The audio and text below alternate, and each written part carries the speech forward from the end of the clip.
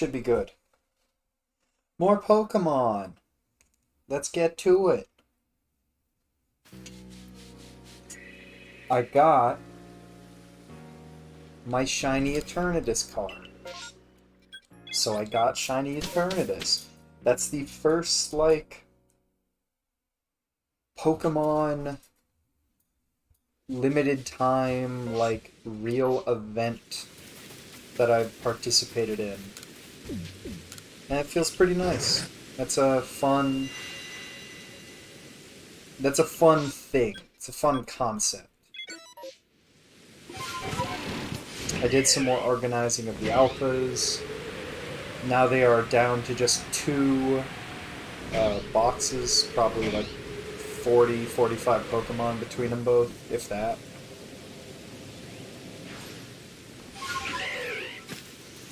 Made some more notes about Pokemon I need. Okay, Abra. Okay, Abra. You're reminding me to turn on the counter, because we're not streaming Yakuza.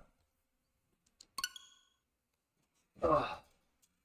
Good start. That's a good start. Didn't even finish my little preamble. That might be a new record for time to shiny. I don't know. And it might be useful, depending on the gender. Because Kadabra and Alakazam both have differences. And I don't think I have either of them. Oh, I'm yawning already, though. God, this stream is moving at an exciting speed. Ugh. Yeah, but I got that Shiny Eternatus in Sword. So I thought about switching it up and doing an egg stream today. First egg stream. But when I still don't have, like, a consistent amount of people that watch the stuff live, there's not enough stuff happening for me to not just be bored out of my skull while doing something like that. Playing a game like this, or like this, or like Yakuza, where I'm actually playing a game and doing things, that's one thing. When it's super repetitive and not that fun, I mean, even Ray, my favorite, like, live streamer, he does shiny hunts and stuff. He does them because he can talk to chat. And if you don't have that, it's just kind of boring.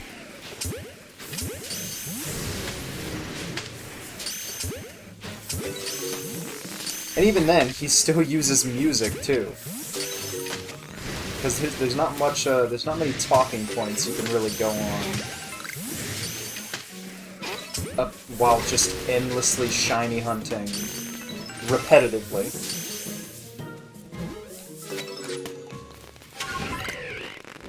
So what else?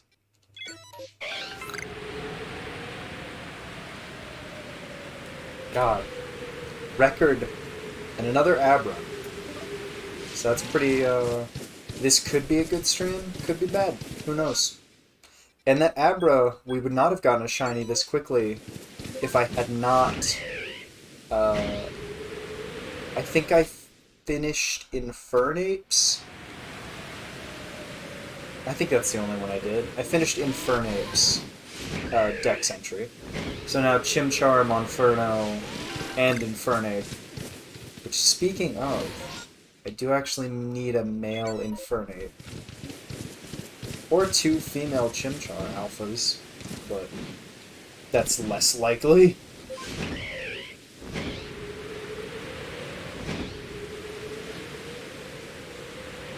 Shinx.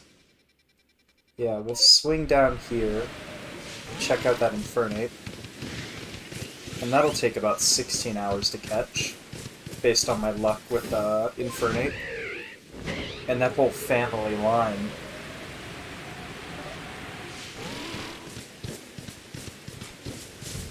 What's up? Oh, that's an Ultra Ball. I hate my life.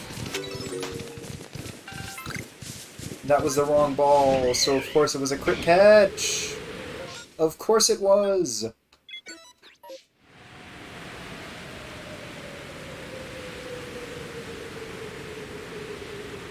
Well, whatever. I'll eventually get that.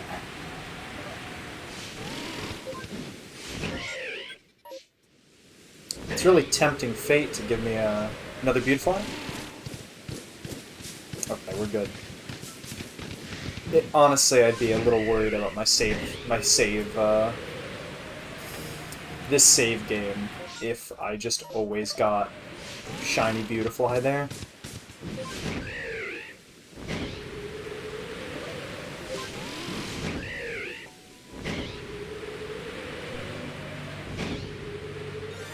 Oh my god. Oh!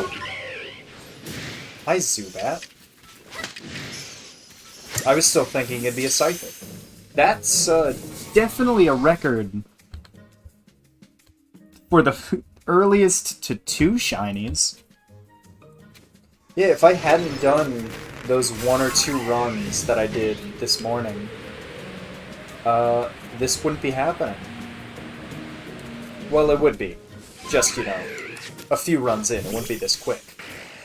Another Combi.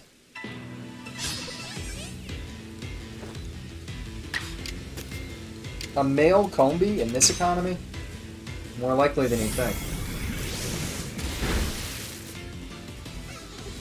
I think there's benefits to the Zubat as well, because I think Crobat and Dingbat, whatever the middle one is, both have gender differences. So that's pretty dope. 2 shinies already. I don't know how many times it's happened either for us that we've seen multiple shinies in one run. No, there was that absurd one where we got like 4. The fucking dream run. Got 4 Pokemon in the Mirelands. I think it was 4. Yeah. And before that, I just talked about having seen 3 random encounters. Also, neither of them are random encounters this time. Maybe we're on our luck is flipped again.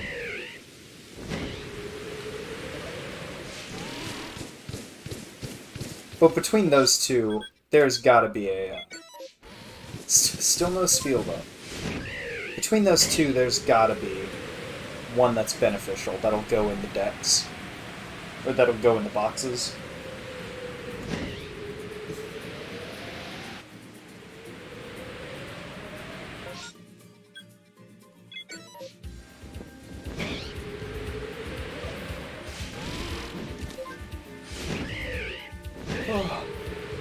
I reread the reason I've been so tired.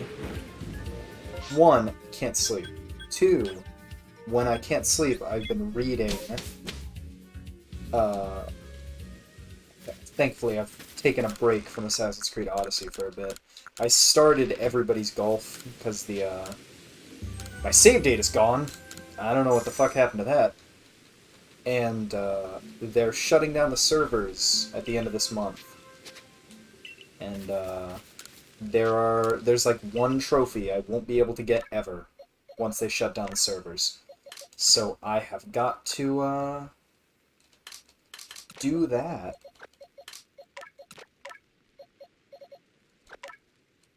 Also, I don't remember if I'd done this last time. I organized the boxes again finally.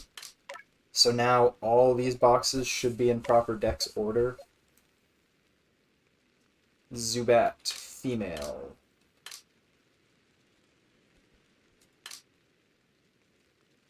Male, female, female. So we could swap it out to have consistency in the line. And then evolve it into a Golbat. And or Crobat. Golbat. Because then if we get another Golbat, we can evolve one. You know, the whole spiel. An Abra. It's male. Turn it into a... Oh. Turn it into... I can't.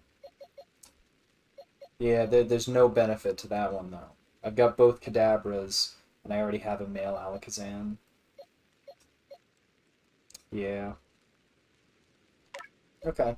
So the Abra goes away. You're one of the extras. Oh, God, I have another. Oh, God. Here's the fun noise back again. Just imagine how it was for me organizing, like, the 20 Pokemon I had to organize here. And then you just evolve by level, right, buddy?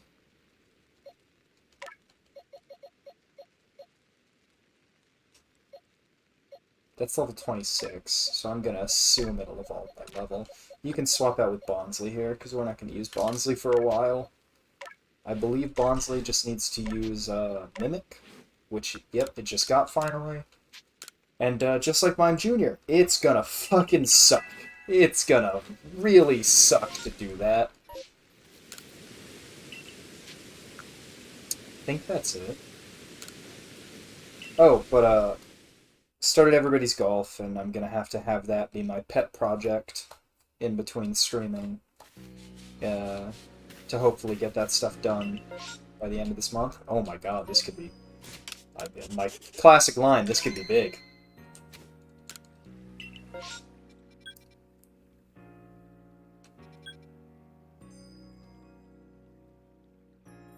I personally would want a Chingling more. If I had to choose between them. But I do need a Raichu. And Pikachu... Pikachu's the same way, where it's... Pichu is the same between genders, I'm pretty sure. But Pikachu and Raichu both have differences. Yeah, but Everybody's Golf, and then... Between that, I have been doing, well, these guys run. I'll just sit here. I've been rereading Solo Leveling. The manhwa, webtoon, whatever version. The art version. It's pretty good. I think it ends at 179 chapters, and I am at like 113 now or something. Just started season 2. I started reading this version, the art version, and I really liked it. And that was years ago, when it wasn't that far in. So then I started reading the web novel, and I was like, the art's great, but this is great. I think it was the first web novel I read that I was like, man, the power random people have on the internet to just make this amazing shit. It's great. You know your series is good when the only complaint I have is, man, could have gone longer. Could have been longer. God.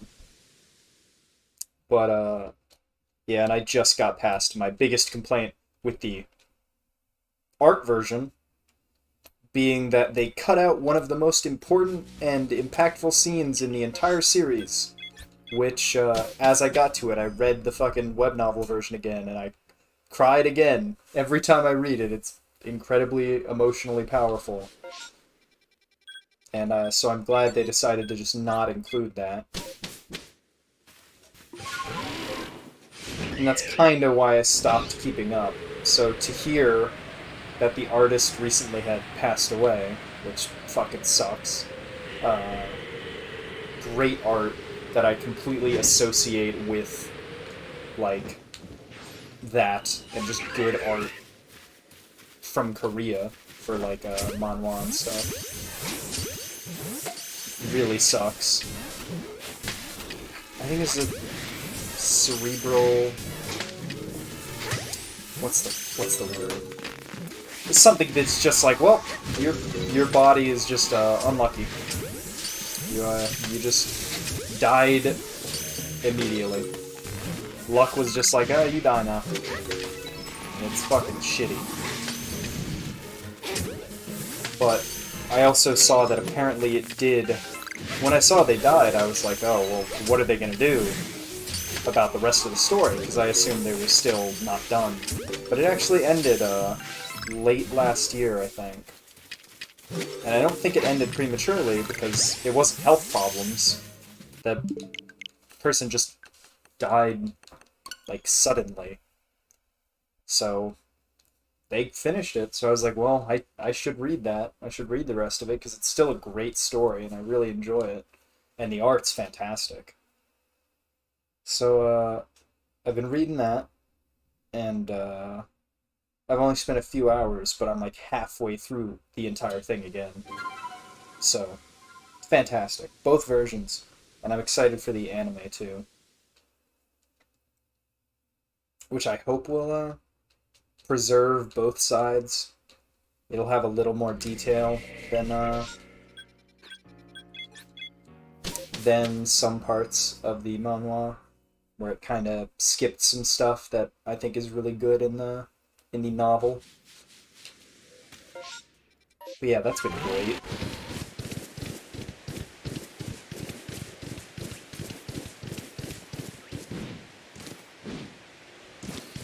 I'm all video games and art and media consumption and creator. It sucks. Whenever you're not doing something, it's like, man, I should really be doing something.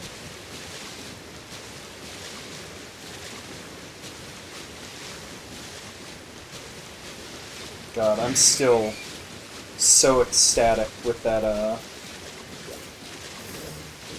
PV for the Northern War. God, so good. It looks like... okay, it looks like mostly alright. It's not like the biggest budget thing ever, and I don't blame them, because there's no way they'd make, like, much money on it. It's extremely niche. But I love that they chose what they chose to do, and that really gives me hope that the storytelling and the characters and stuff will still be really good. The music was great.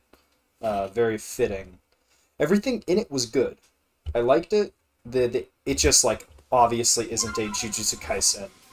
Which Jujutsu Kaisen 0 just came out, I guess, yesterday. For streaming and everything. So I watched basically the entire second half of that movie again. Because it's fucking great. And I haven't been able to see it since I saw it in the theaters. It's so good. Yeah, you could just tell looking at the promotional video, which it still comes out next year. And considering they're saying next year, and I still don't think they've said, like, Q1, Q2, winter, fall, spring, whatever. I'm assuming it's probably at least, like, a few months in. Probably the spring or summer season. So, they've got plenty of time to still work on it. And I like the art style. It looks kind of, like... it really looks like Valkyria Chronicles. That's what's weird to me. It's like an appropriate snake eating its own tail of, like...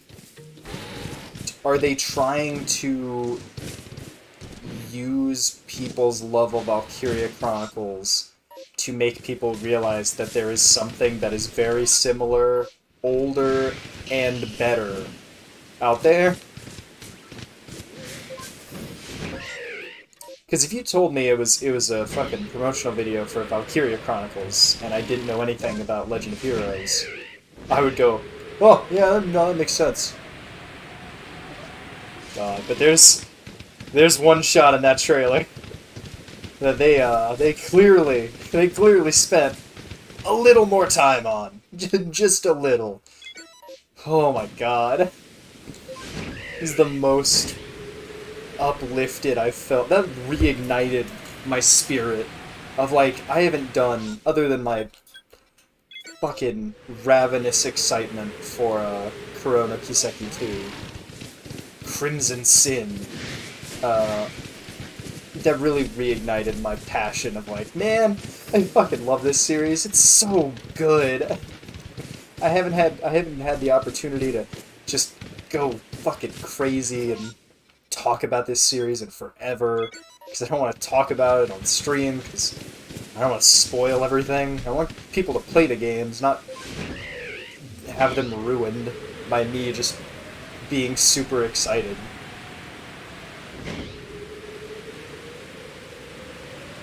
But God, that trailer. Oh, it still hasn't been subbed yet, and bad portents for me playing Kuro 2 in Japanese when I couldn't understand. I feel like I got what they were going on about in the promotional video.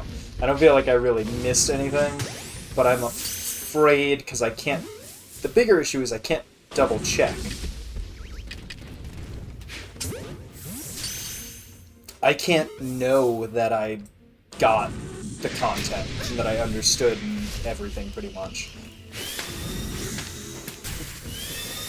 There's no way to check your work. So, hopefully someone puts some subtitles to that baby soon.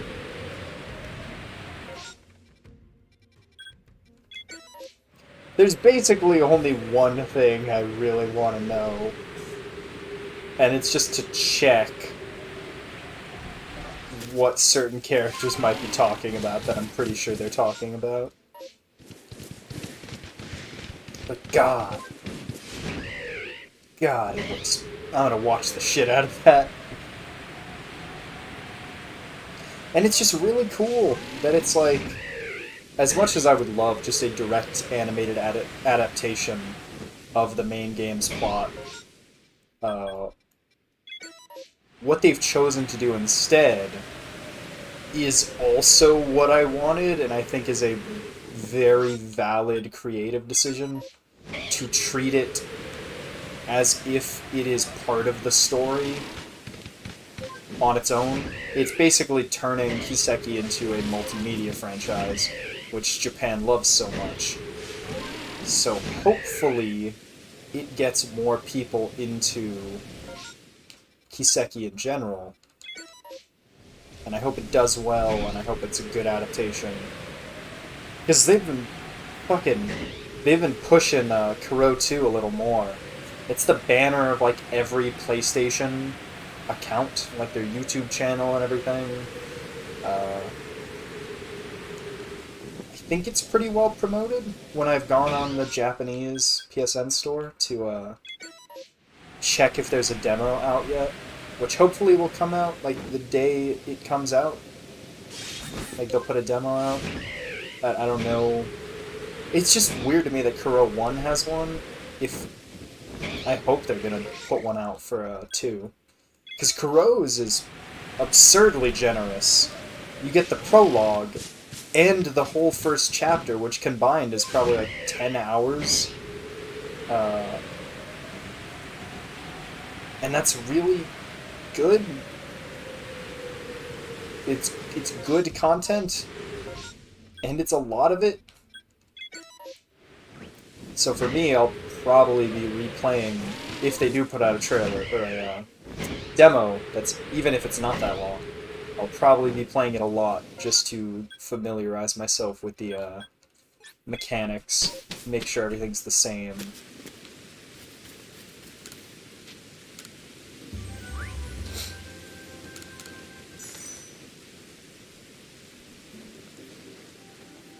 God, I'm so excited. There's no other game that's really that... I mean, it's my favorite franchise of all time. Of course, there's not going to be a game that, like, stacks up to that. But in terms of, like,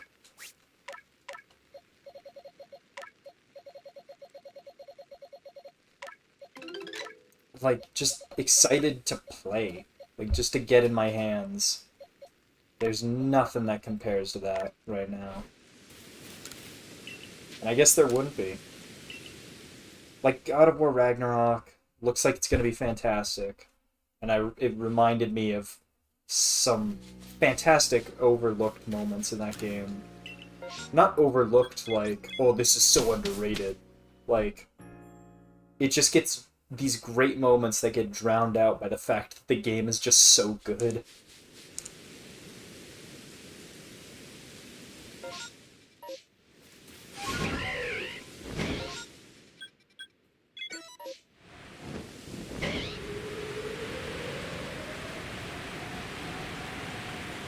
There's nothing really that I'm,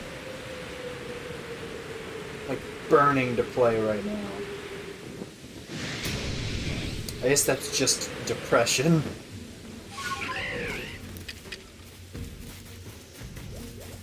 Where'd Big Abra go? There you are.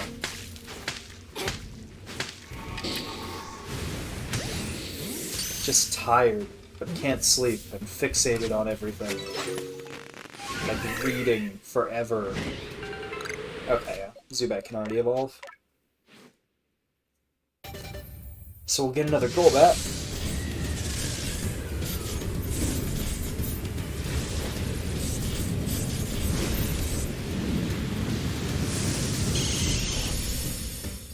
Those colors are nice.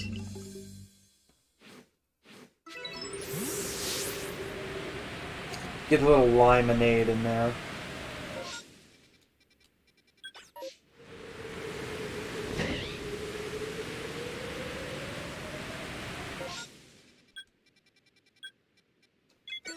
There's not much to talk about with no one to talk to. But, I mean, I can talk forever. It's the whole reason I'm doing this is because I basically am just playing games the way I normally play them. Sans Undertale. Sans... Man, I wish the world was Sans Undertale. God, we'd live in a better place. Sans, like, music and podcasts that I listen to. Or more, not great YouTuber critique content, which, I continue to subject myself to, despite I should know better. Wave Crash, Empoleon!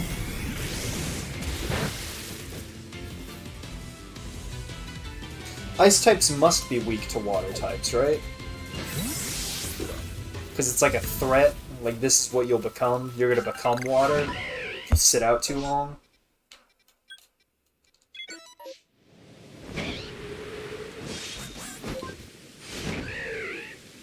Ooh. A different Alpha Stantler. Aw, you're so adorable, Chatot. It's like I'm rediscovering these Pokemon again, now that I have the music and the Pokemon cries on. Oh. What's up, Munchlax?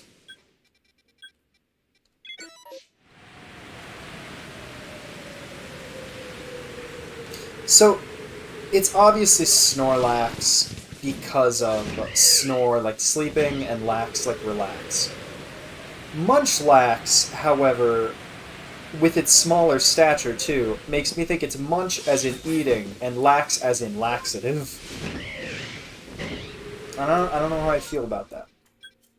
I don't know how I feel about that. Obviously it's supposed to be Munchkin, like a smaller Snorlax. I get that too. But what the fuck is a Munchkin? And where does that come from? And who do we need to arrest for making that word? Because it's a terrible, terrible word. Weird Ear continues to be a weird deer by getting stuck on a fucking light pole. Never make that noise at me again, Baneri. I'm gonna overlook it this time. Never make that noise in my presence again. The fuck demon shit are you on?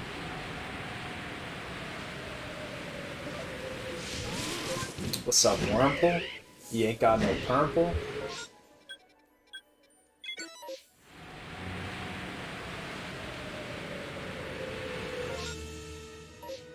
I guess I should. I mean, I've got a ton of berries. But I guess I should be doing some berry stuff when it is at least relevant. I don't remember what I need, if I even need this.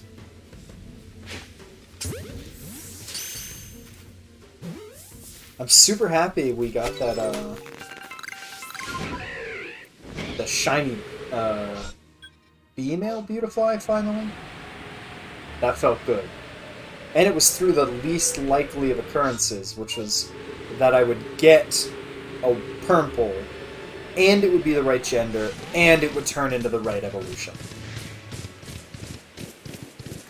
I was expecting some serious male Combi shit to go down. Oh my god, don't. Don't do it. No, I don't even need you. I don't even want to risk hearing that again. Check this Infernape again and see if I don't fuck up.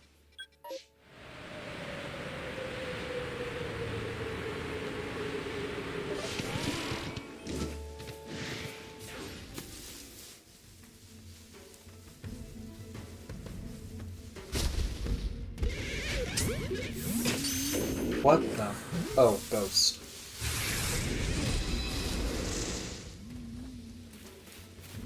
Please, Infernape, get in the ball. For me.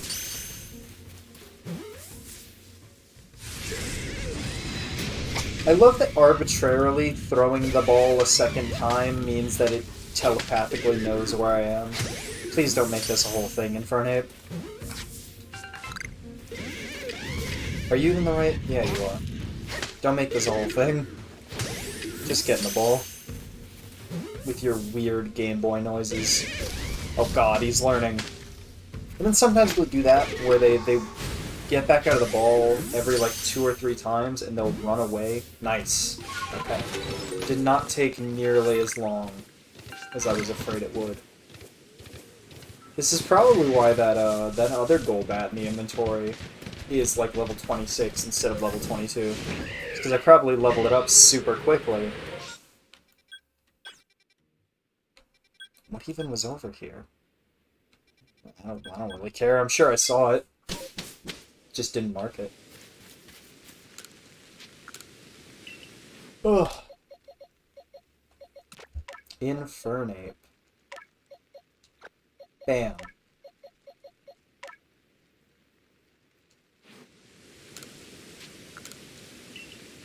I think I needed that Mamoswine. Maybe?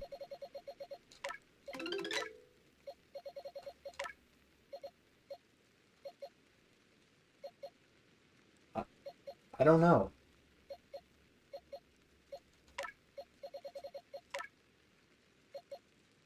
Oh, because that's, yeah, that's not an alpha. That's why I was confused. I already swapped them out.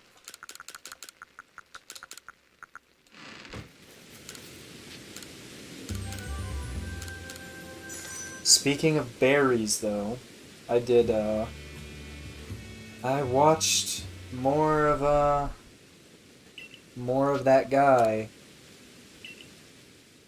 who made the, not Skill Up, not him, that, the guy from before, the other one I talked about, in the same ilk, which was, what's his name? Like a Star Wars Marvel guy, this fucking...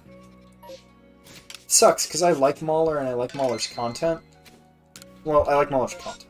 I'm not going to say I like him as a person, because he surrounds himself with a bunch of people that are really annoying, and are the exact kind of people I dislike in that, like, critique community. And it's the same thing this dude falls into, because Mauler's popular enough that there are people that are fans of Mauler making content in the vein of Mauler, but it's not nearly as engaging or like thought out or specific.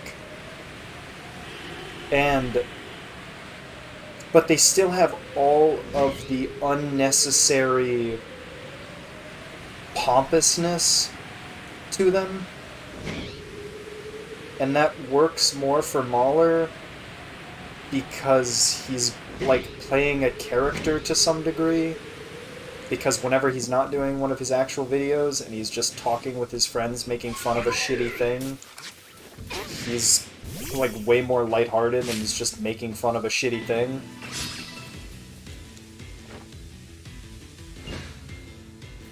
I love when that happens. But it's just more of this, like, I hate this thing and I'm gonna say it's god-awful because being exaggerating is more popular than being fair in my criticism. And even Mahler kind of falls into this trapping of, like, he doesn't do it as much, but there is definitely an air of, like, every new video I do is my new least favorite thing of all time. Boy, this shitty Hollywood movie is way worse than the previous shitty Hollywood movie I've watched, because the previous shitty Hollywood movie isn't in vogue right now to shit on. You can only say one thing's bad at a time. You can't just be consistent and say, no, that thing is still the worst. Because then it makes your video... It's like a reality TV and all kinds of other shit, where it's like, well, we can't turn the stakes down. This thing can't be not as bad as the previous thing. It's gotta be way worse. It's like the piece of media is the villain in a long-running TV show that's running out of steam. That's like, well, we need to up the stakes, so let's just say he's way stronger. Let's just say this thing's way worse than previous thing. And it's just... it annoys me. Because I really like critical analysis and to, like, critique and point out why things are good and why things are bad. And one thing, boy, these people will never point out things that are good. Even Mahler does this too. I don't understand how he can make a 5.5-hour video and not put in a single thing that is like, oh, that's kind of neat. Because if it's all terrible, if it's all a 0 out of 10, then what it's just pointless. Because it makes you less trustworthy as a source of criticism if you've got nothing but negative things to say. Because it starts to make me feel like you don't understand positive. Like, you don't understand how it would be better.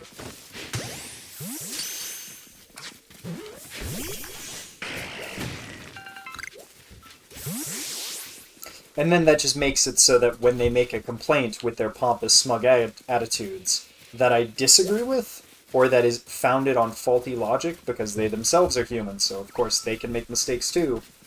You wouldn't know it by their tone. Then it makes you turn against them, and the whole video is moot.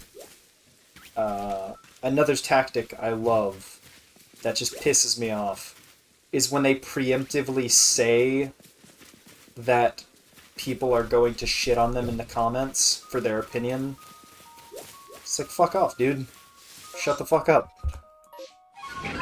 This isn't a woe is me zone. You're criticizing a thing. People on the internet can be stupid just as well as they can be fair, because they're just people. You were a person on the internet too before you made content on the internet. Were you a reactionary dickhead? I would hope not. But no.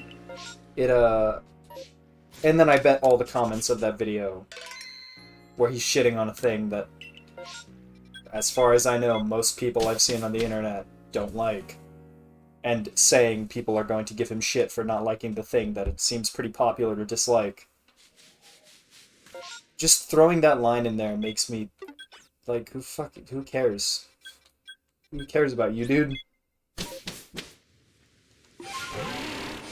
It's just annoying. Like, it doesn't add anything to the content to be like... Because it's... You just change the script a little bit, and it's exactly like the people, the kind of people making these videos hate. Which are people that will label them as misogynists or racists or any bad thing out the gate just for disagreeing with them on the internet. But they won't notice that hypocrisy. It's just so annoying. But I can't stop. I can't stop watching videos like that because I need something new streaming into my brain at all times. And I mean, well, I like critique stuff, so watching content other people are making that's bad and then telling them things that they should improve on seems pretty in line.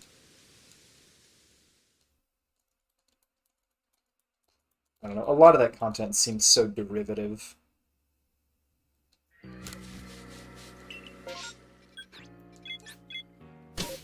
Both sides annoy me just as much. The people that would make fun of people like Mahler for making a 5.5-hour video on a thing are stupid. Those people are dumb. The people in the camp of, I can't believe this is a thing people actually think, that you can't, if your critique of a thing is longer than the thing, that's bad. That's stupid. That's the dumbest. That's so stupid. The idea that people look at those videos and how long they are and go, oh, you just need an editor. Or it's all just fluff. Or it's like regurgitated points. It's like, no. No.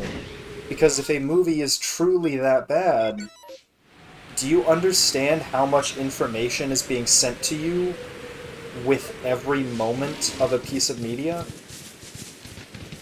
There is visual language, there is actual speech, there is tone to the visuals and the speech. There are combinations thereof. There are storytelling techniques to discuss. There are how this scene gels with the rest of the story. There are plot holes. There are inconsistencies. There are set design critiques that can be labeled. There's bad visual effects. Like, these... By that logic, if you take longer, say a movie's 2 hours long, if it took you more than 2 hours to make the movie, then that's stupid. And these things take forever to make. Thousands of people see them and sign off on every part of it, and millions, if not totals of billions of dollars get spent on them. But why is it more acceptable to shit on a dude who's making YouTube videos on his own with, like, maybe a few friends of his editing and him doing the script writing and voice editing? And not even just Mahler, like anyone making videos on their own. Why is it more acceptable to shit on the, like, very small amount of people and doing this mainly on their own for very little gain than shitting on a gigantic studio like Disney that has all the resources in the world and still pumps out a thing that can be so easily torn apart?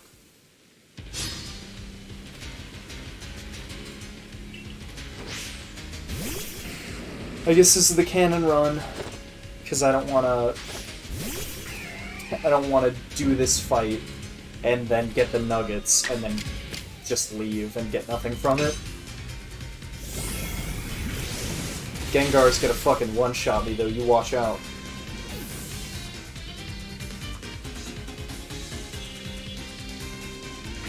Gengar's gonna one-shot this level 100 Empoleon. He gonna do it. Oh my god, he didn't. I'm gonna one-shot myself, though, if he... Yeah, he survived with no health. Awesome. Okay. Please break through the sleepy. My king! My emperor!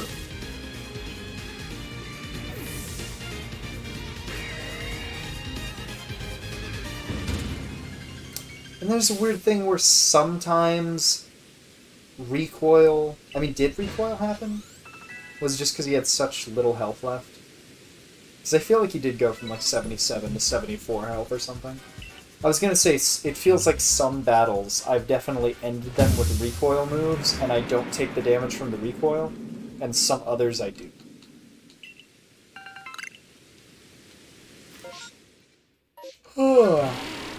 Yanni's sleepy.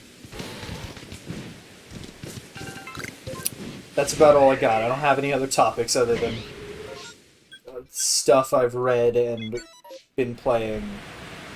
I stream every day. There's not really that much that happens to talk about. There's Scyther there. That's pretty cool. There's Scyther there. That's inherently humorous observational comedy. Why aren't you laughing?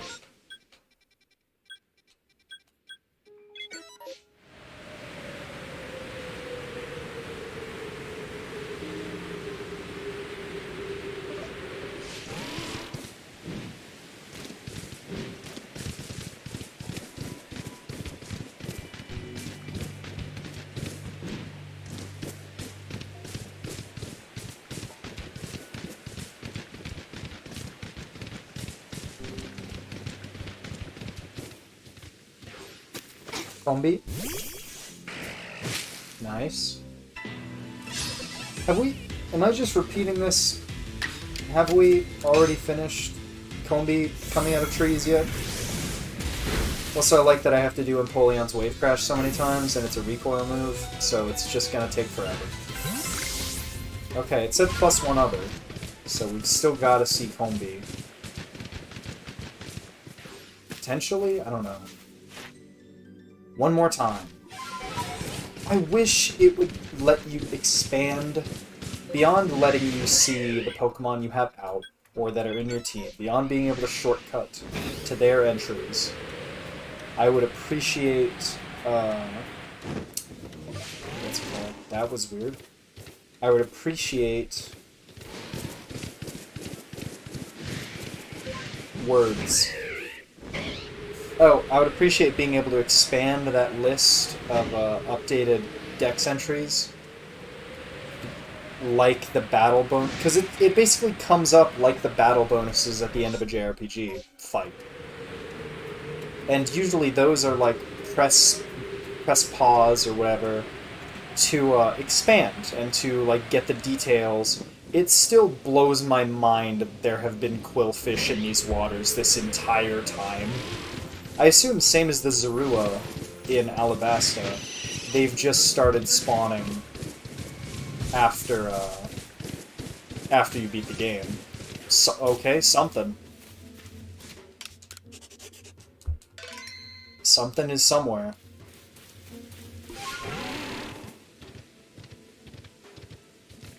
Is it another Starly? No? What could it even be? Oh, God. Oh, what's up, monkey?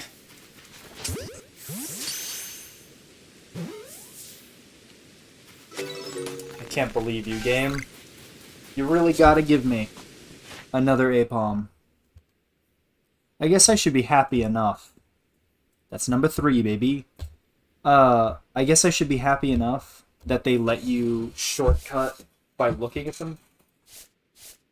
Okay, that tells me the one I have right now is female. So at least, as long as I haven't fucked up, I don't know how I would have, that should have still been beneficial. Because that should be an Apom we don't have yet, and it has a gender difference, as we just saw. Whatever it is, who could say? Tons of the gender differences are beyond meaningless. But they're there, and my brain doesn't work, so I need them.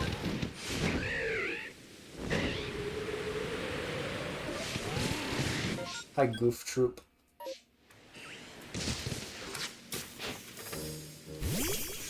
What you got?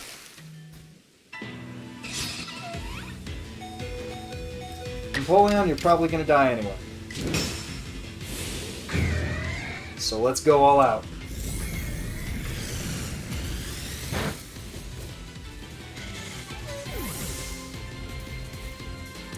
He survived the Chad. He's only gonna do it 16 more times, though. Let's find someone for him to headbutt till he dies, at least. He's already level 100, so him fainting is meaningless. Hello, Wurmple. Goodbye, Wurmple. I know you've given me so many shinies, but this is how it's gotta be. Our relationship is purely transactional, Wurmple. You understand. Call one of your Purmple brethren. Oh, here's the weird glitch of, like, defeat an enemy, but your Pokemon dies too, so they drop their thing on the ground, and you have to go pick it up as opposed to it going to your inventory directly. So imagine if I had died to that Wormadam, I would have gotten nothing for having checked that tree. That's what the glitch is. Keep forgetting we've got this Golbat.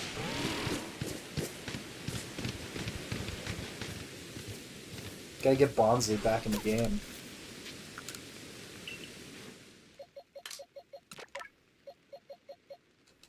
Let me just check. Where's the gross pink baby? Okay, I already have them. And one of them's an alpha. Yeah, that's another for the trade pile. Pink baby.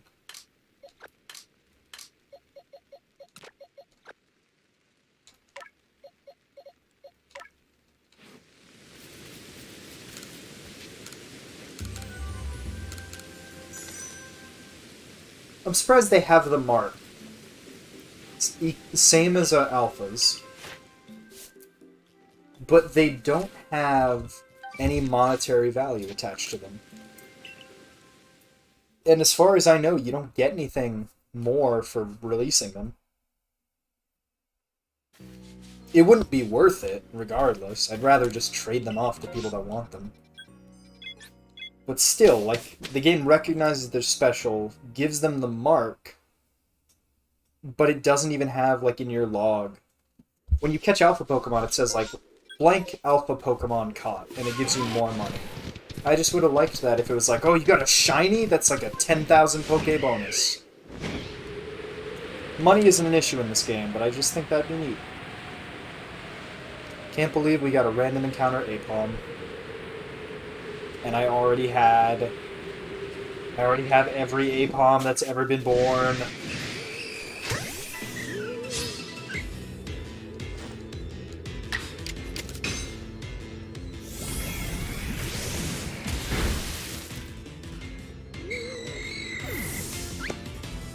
Okay, I should be able to get a lot of these uses out. Dude, Bonsly mastered a move and can evolve? What a Chad. So this should be able to get us to 35 uses. As long as Empoleon doesn't get punked.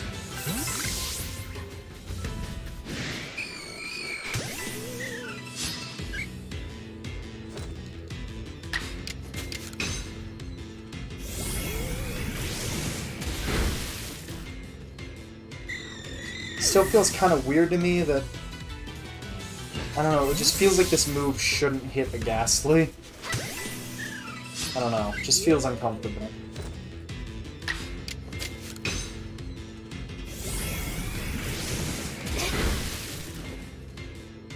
I guess anything that isn't, like, mystical hitting a ghost type feels kind of weird. I need to check the Swinub, because I think I need 2 female Swinub alphas.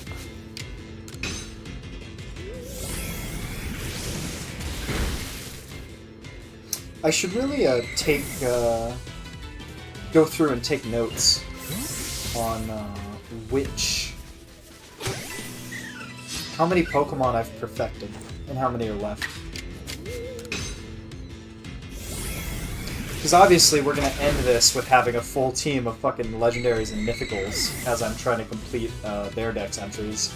Because those ones are meaningless. Those ones are purely for... I mean, I guess they're no more meaningless than anything else I do in these games. Or any game, really. It's all just for the sense of completion.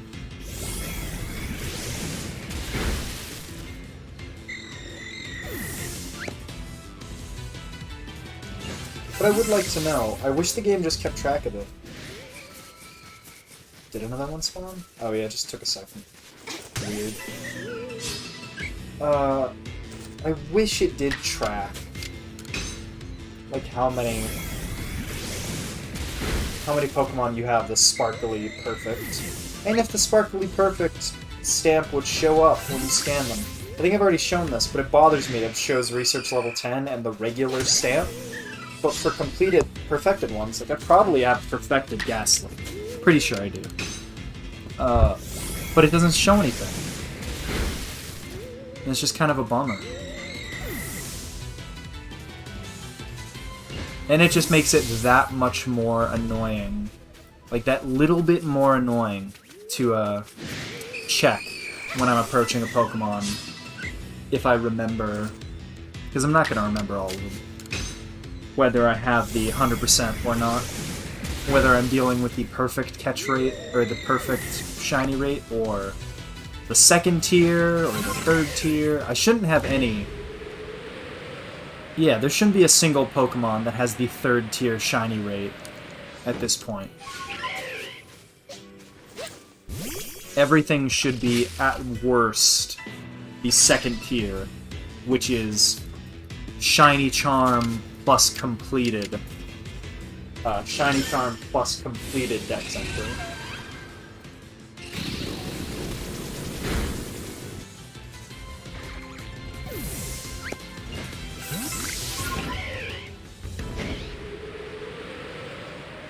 So in that case, if same War Madam was using a recoil move, and they both died, I think I would have gotten that Vivid Choke, because it dropped from the enemy and appeared in the world, but because the Apricorns didn't, they just appear in my inventory because you searched a thing. Then I wouldn't have gotten those, but I would have gotten the Vivid Choke, I guess? I don't know. Bye, dorks.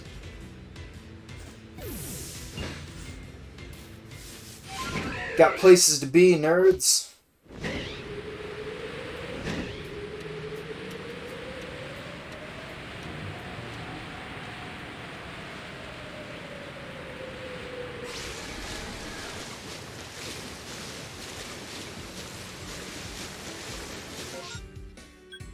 I think Basculin's probably one of the most worrying. Well, Sneasel. Hisuian Sneasel. Still no sign of any shiny ones. And just like Eevee, they very rarely have named outbreaks, but that's about it. But them, White Stripe Basculin shiny, and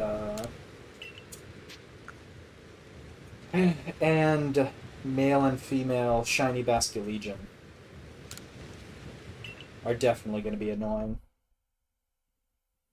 So you got 3 shinies in the first hour. It's not bad at all.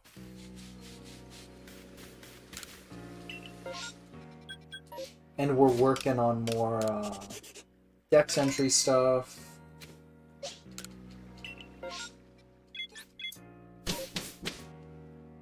And I think Abra was the only one that was meaningless and goes to the trade box.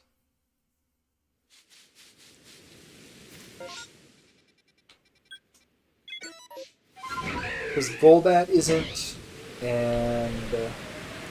no, Apom. Apom and Abra have been meaningless. I keep forgetting that I've actually caught like 7 fucking Apom and the Palm total.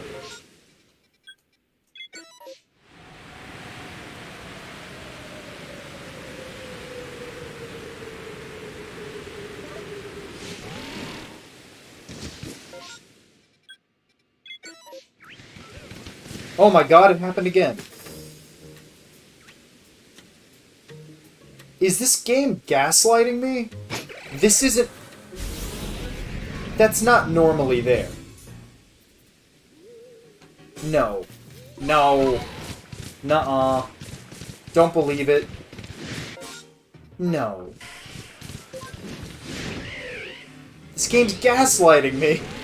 It's making me doubt my own memories. There's no way that's been there. I had corroboration. Someone in the chat was like, no, what's that? They reacted too. Right? I'm not getting gaslighted. I'm not Pippa. The Earth is 400. Or the moon and the sun are the same size. God, that fucking clip is amazing. There's no fucking way. There's no way. I got it.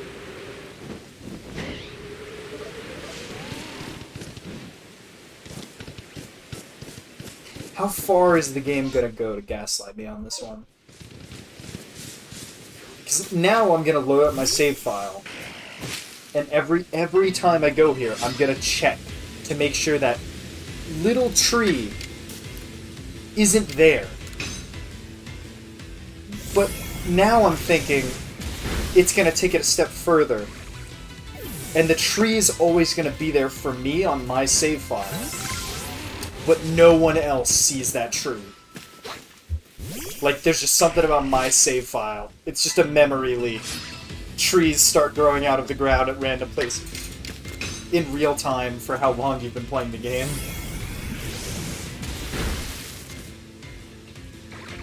I've played the game for over 10 total days so far.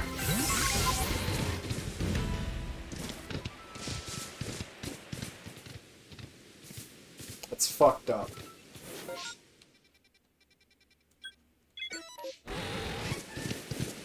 I love you, Chat Tot. You make it all right, Chat Tot. Make it okay.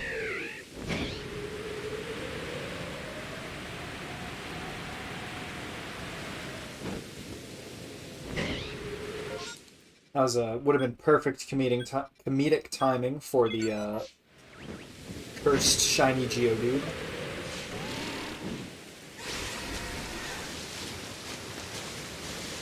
I will never accept that you spawn in these waters, Quillfish. That took me 220 some hours to discover that Quillfish spawn in these waters. I guess honestly it took me like 120 because you can take out all my pregame. There's that glitch again. Sometimes when it's jumping as Weird Ear. Okay. It's jumping as Weird Ear, switching to Bird, coming out of... No, but it works that time. I don't understand. Switching to Braviary, and then getting out of the map in midair will leave me on the Braviary icon, but won't change me. I don't understand it. Still nothing, but Zorua's pretty high priority Pokemons. So we will see.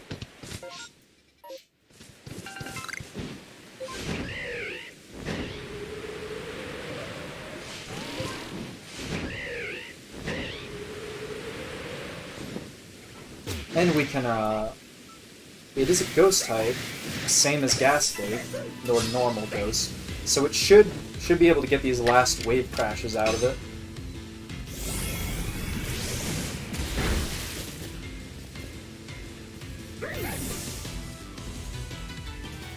Two more?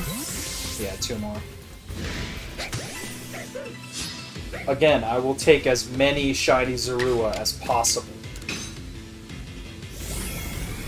It's been a while since we've seen a Zorua outbreak, actually. Even in MMOs.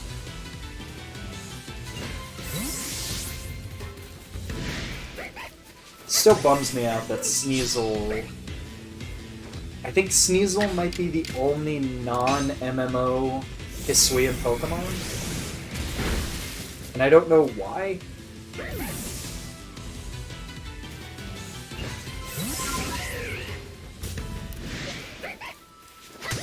I really don't know why. Because it's got regular outbreaks. You'd think they'd just port all that over. Like Eevee, every Pokemon should spawn in both types of outbreak. I think that's how regular outbreaks are coded. Is that regular outbreaks, any Pokemon you've caught or completed the entry or something can spawn. Which is why it takes so fucking long for Eevee, is because it's just one out of a 200-some Pokemon.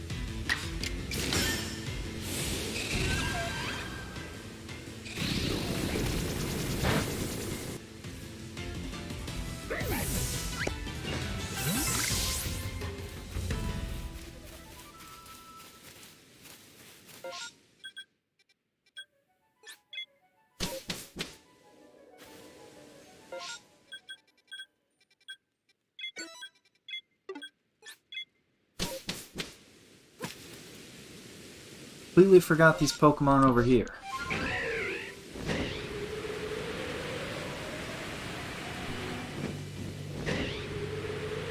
I was treating the Zorua as like the final act before we leave. Was that an alpha? There it was. I don't need a male or female. I hate that the wind makes the trees look like they're shaking sometimes. But it's a different shake from the regular, like, there's a Pokemon in these... There's a Pokemon in them there trees.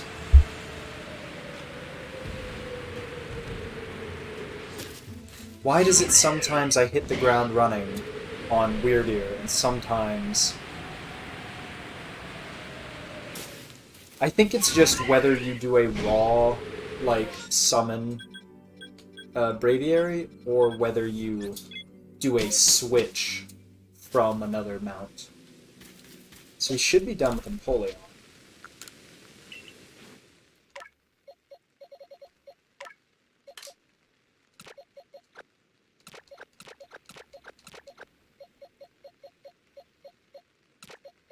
Check first before we permanently get rid of you.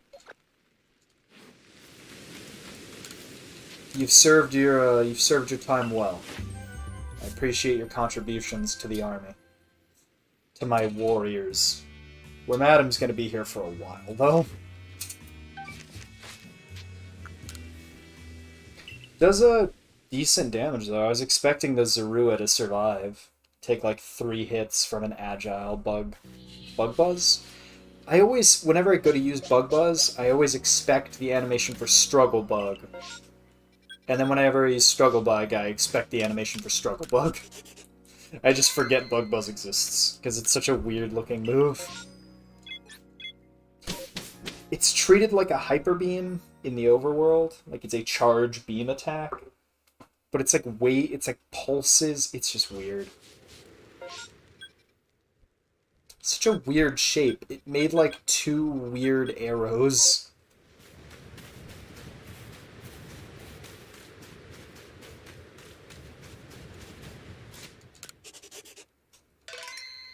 I gotta do something quick. I will be right back, but I will leave you with the loading screen. Have fun. I thought about getting some music or something for this, but don't have any money. Can't make any music. So, can't do that yet. And I stream every day, so I don't have that much time where I'm not doing this to check on things like that. But I'll be back in a few minutes.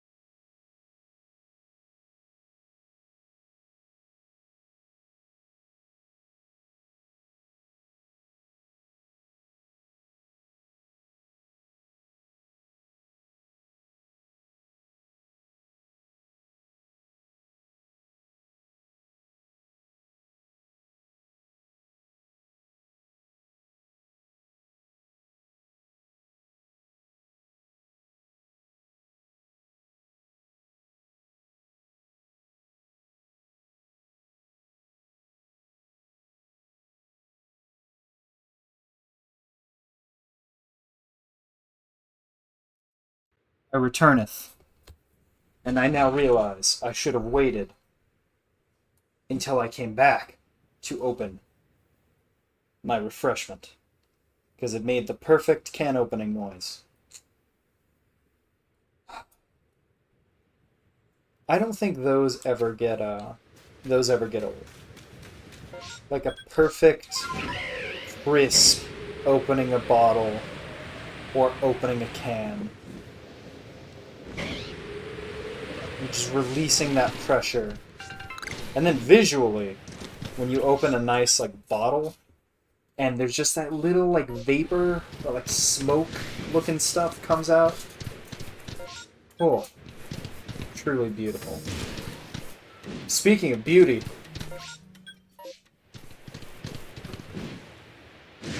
because I'm very easy to influence, I have been watching multiple videos from this YouTube channel called Drunk Oak, where it's like, it might be something different, like Professor Oak Drunk or something. But I'm sure if you look it up, you'll find it and you'll understand. It's pretty good art. It's pretty good art. Pretty strong Pokemon art. Understands a thing or two about Pokemon.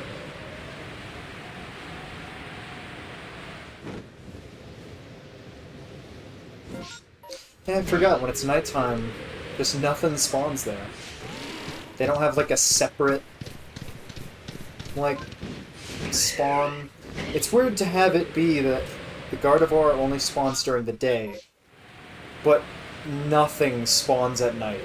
Not even like a regular Pokemon, not a Gallade, which Gallade wouldn't make much sense because you just go up there to the temple and that's where you get the Gallade alpha spawn.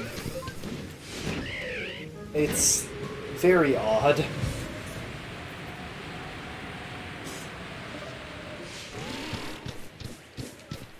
That's another reset you can do in this game. I mean, I guess that's the more prominently known reset, is loading into a sub-area like a cave, or I think there's only the 2 instances of it that are like usable, or maybe there's just 2 that have alphas. I think there might just be 2 total. There's the cave you go through in Coronet with the Golbat, or the Crobat, and the Gibble, and the other Golbats and stuff. There's the Alpha Crobat. And when you load into an area, the seed is already generated for all this stuff. Even before you load into it, the seed's already generated for all this stuff. But it's after... what's it called? If you get to entering the cave, or entering the temple, and then save, every time you enter, it's a different seed. So rather than entering, exiting, going back to Jubilife, and then entering, exiting, you just enter, close the game, reset, and enter again until you get a shiny. And with the cave, it's a little simpler, because when you enter the cave, and all the stuff's like right there as long as you enter from the exit, from the backside. It's really easy and quick to access all of them, and you'll hear the shiny pretty quickly. Whereas the other one, the Snowpoint Temple one, you have to do the glitch I think I showed off on one of the earlier streams, where you can actually gain height with Braviary by getting on it, starting the dive animation with the Y button. Had to glance down to make sure what the Y button was, because Nintendo. Do that, and then as you're doing that, you immediately press plus to get off the mount, and then mash A to get back on Braviary. And that gives you height. And you just repeat that, and it gives you a very small amount of height.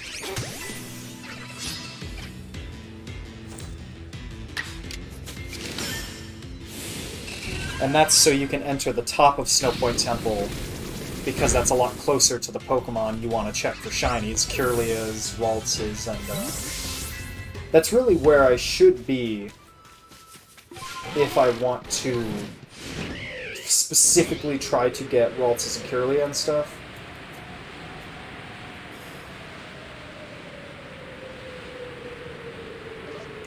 But that one is more akin to egg hatching, where it's just active enough that you can't just, like, you can't mindlessly do it, but it's also not active enough to be fun. So, without having the incentive of people wanting to watch it, there's no real point to doing it. Plus, I've got so many other shinies I still need. I really want all those Ralts and Kirlia and stuff, but they don't have gender differences that are meaningful ones. Obviously, you want all the waifus. And then Gallade. Which is just a... that's just a male waifu right there. It's a male wife. But I know if I try to do that stuff now, I'm just gonna fuck up my karma. I'm gonna end up... that's gonna make the spawn rate for shiny Raltses and Kirlias like 100%. I can't give in. Or my curse will continue and I will still take like 6 hours of that to get them. And I'd rather keep doing this where at the very least I am adding more shinies to the trade boxes. Because those trade boxes, that was fun. It was fun to do that Reddit giveaway. I think I've still got six left, and I've got the 6 people chosen. They just need to get back to me.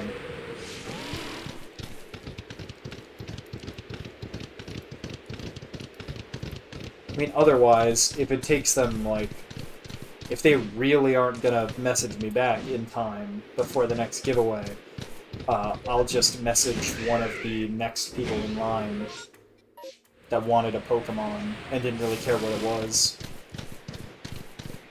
Wanted a shiny from that first giveaway. Because I'd feel bad about any of the shinies in the first giveaway being in the second one as well.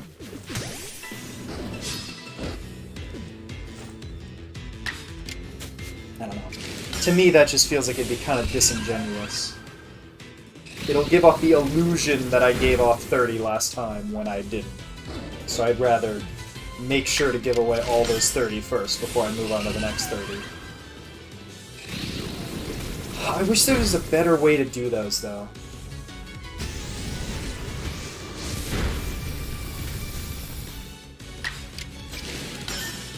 Because you can't expect people to be online all the time, and that goes both ways. For me, I'm not... I mean, for how long I am available, I do sometimes sleep, where I'm not available to respond to Reddit messages, or boot up my 3 different Pokemon things.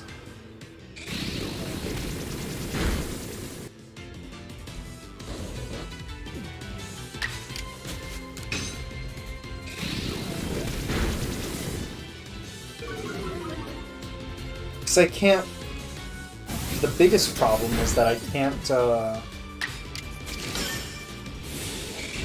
what I would love to do is just pick 30 people, message them all at the same time, and say, go. And whoever responds to me first for each individual Pokemon, they get that Pokemon, and whoever responds later doesn't get the Pokemon. That simple. But then I'd have to deal with telling more people. It's just a logistic nightmare. Because then all 30 of them would have responded Zorua or Rufflet, and only 2 people would have gotten them. Which then leads me having to deal with 28 people that, if they're not jerks about it, or are annoyed, they're like, I'd be upset if someone sent me a message like, hey, you can get one of these Pokemon, and then I messaged them, and then they were like, sorry, the one you want is gone now. So instead I had to do the way longer thing of going through all the posts multiple times, going in order of who responded first, and prioritizing people that asked for a specific Pokemon.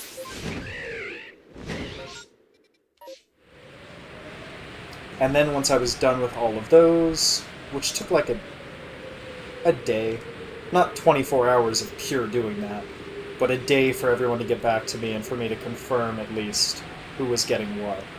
And then I went through the people that just asked for anything.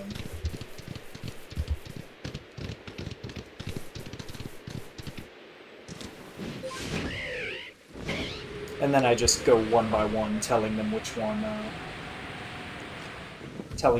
I have left and all that fun jazz.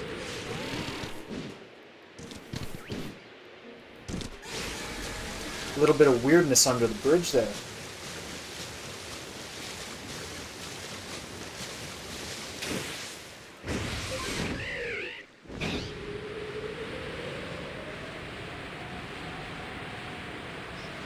Lally.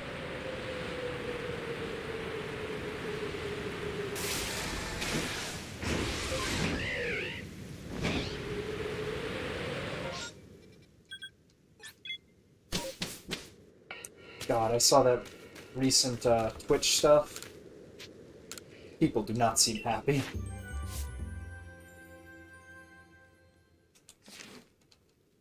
This kind of goes with the same stuff I feel in general about like the critique YouTubers that are constantly like, this is the worst thing ever, this killed it, this killed the series for me.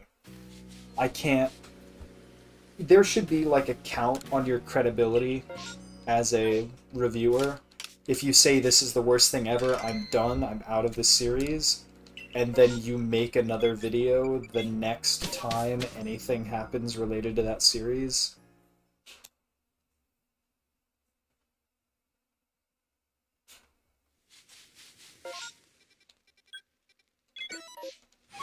it's pretty annoying. I wish there were people that could resist the views and content and just go stick with their guns and be like, yeah, it really is that terrible. I don't have an interest in subjecting myself to this, so I'm done.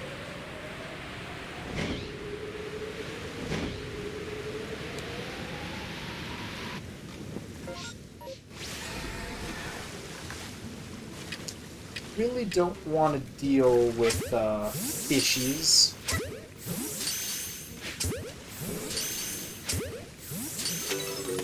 What's up, Alpha Stunky?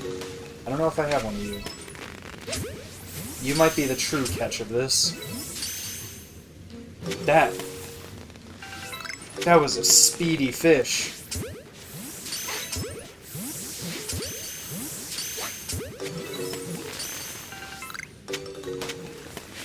Oh, hi. I think I needed another one of you, too. I think... maybe it's not Magikarp. It's like Basculin? There's a fish that when it's alpha, it learns Hydro Pump, and it's absurd. What was it? Was it Finneon? I think it was in one of the streams. What's up, Stunky?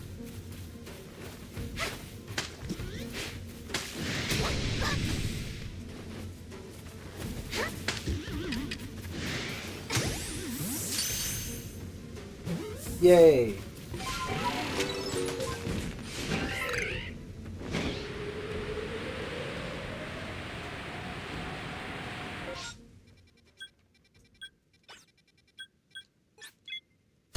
Might as well check for Elekid.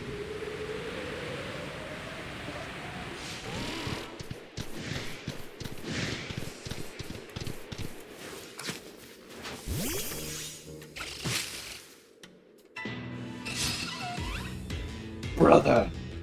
Sister.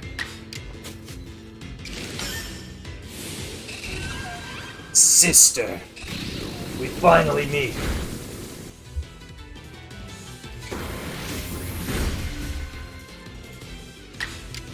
Would have been great if it was an alpha, because then it would really drive home the Metal Gear.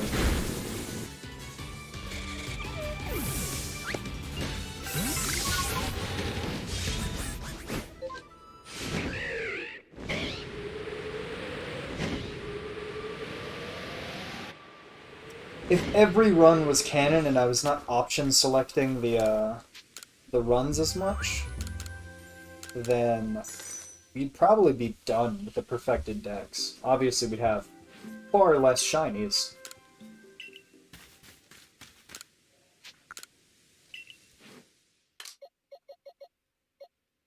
So, male Magikarp.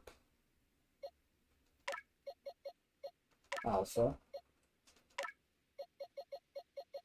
Okay, I already have both of those. The other one is Stunky. It's male. I don't think it has gender differences.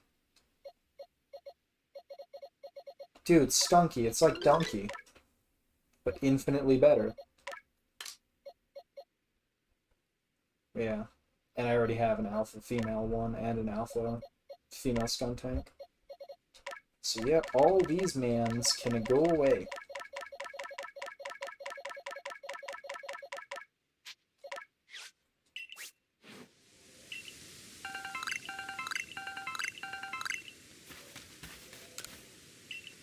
So what I was talking about before, you would go... I have not zoomed in this game in forever. I think it's right there. You would go... No, I forgot. Stupid. You'd go here to this cave entrance, because it's the exit. Normally, the first time you come here, don't have Sneasel, don't have Sneasler, don't have Braviary, so you have to go in this cave. You come out, you spawn in there, go there, save at the on the entrance to this cave, this side of the cave. You save, you go in. If there's a shiny or something you want, you catch it, exit, reset. Exit and, like, do that again. Don't, like, reset as in close the game. If there's nothing you want there, no shiny, you, just close the game, open the game up. Repeat.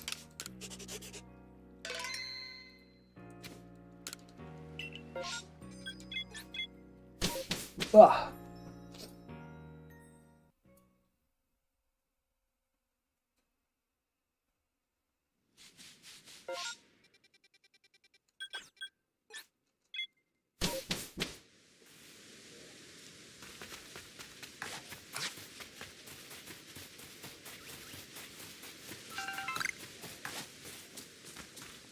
Look at them in their little hops. It's been a while since we've seen a shiny Starly. A Starly, if you will. Nothing's off limits if people are gonna say Shalfa. Fucking Shalfa.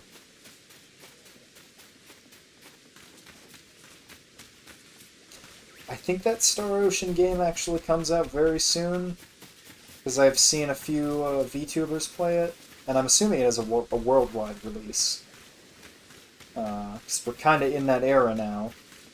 It was announced worldwide, so I don't understand why we would release at a different time.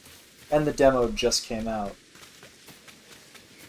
And, yeah...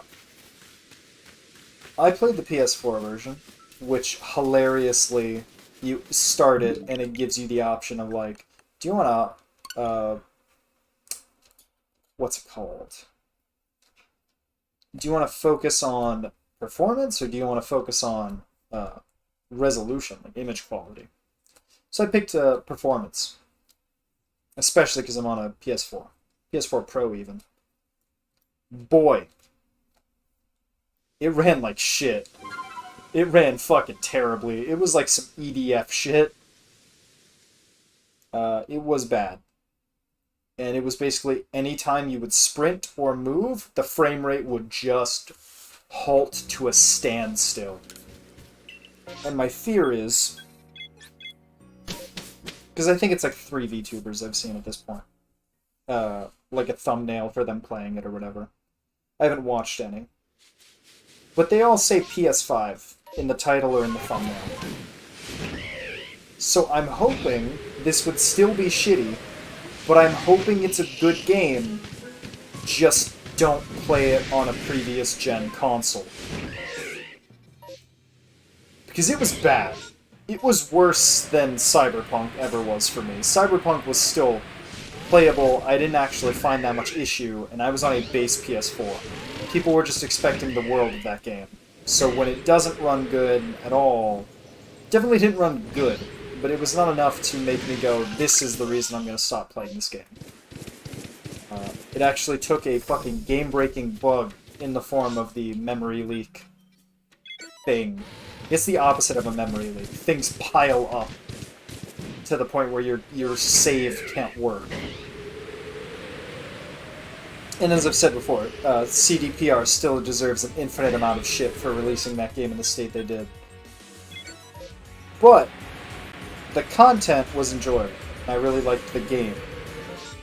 It's just that it was kind of buggy. And if it didn't have that potentially save-ruining bug, I would have beaten it already. I would have probably had the platinum already. And I'd be excited for the DLC and playing it on PS5 again. But it doesn't excuse it. And I guess they did put out a demo too, so you can only get so mad at them. Boy, if that's how the final game runs on PS4, holy fuck. And it was at the beginning.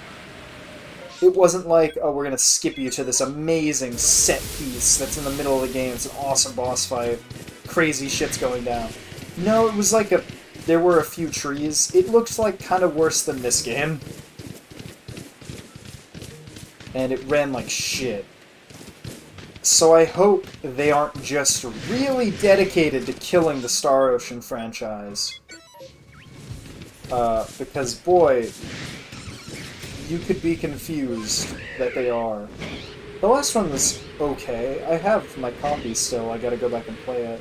I didn't play that far into it, but I enjoyed it. In general, reviews out of Japan, when it first came out, I thought were pretty positive. I don't know, like, Western reviews, because unless, like, a big stink is raised, or, like, I'm curious, really don't care about other people's opinions. Because I think most people are wrong. And in a way, that's how it should be. You should be confident in your own opinions. Because you should trust that your opinions are formed from reasonable thoughts. If you can't trust yourself, who exactly can you trust? We could do the Teddy Ursa setup again. Try and get revenge on that fucking Geodude curse from before. But, as usual, I think soft resetting is kind of boring. But who knows? We've only got a few more to check, and then, might as well do a handful. I wish there was some way to just set those up and kind of go on autopilot. I wish it took either... This is what I always say about it. So, excuse me for sounding like a broken record, but my opinion of it is the same. So I'm going to say the same things, of course. I wish it either took slightly more activity or none. Because I wish I could set up a macro or something that would basically do it for me, do the reset, so that it would do the combination of buttons and presses that would load me into the game, and then it would listen or be able to tell if there was a shiny. Then if there wasn't, it would close the game and repeat. And then if it did get a shiny, it would pause the game or something. That'd be perfect. Not so that I could leave it on forever and get infinite shinies, but so that I could picture-in-picture or something, and, so that I could be drawing or playing another game or doing something more interesting while getting a shiny still.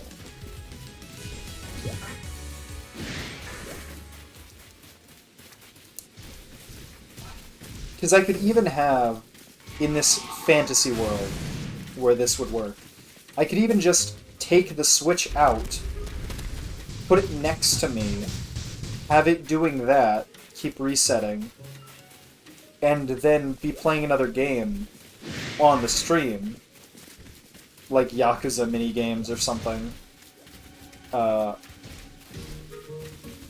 And then when that's done, you're done. Like, you get a shiny, put the game, or put the Switch back in the dock, and then back to shiny hunting. And then repeat. But you have to reset, like, every minute. And it would just suck. It would just be tearing my attention between two things.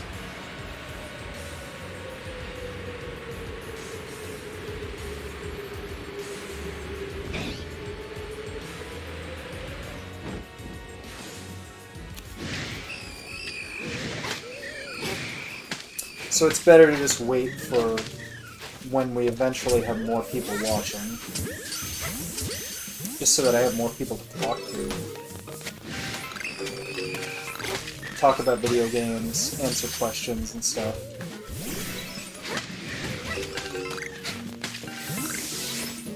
You know, have fun, rather than soullessly just mash buttons to soft reset.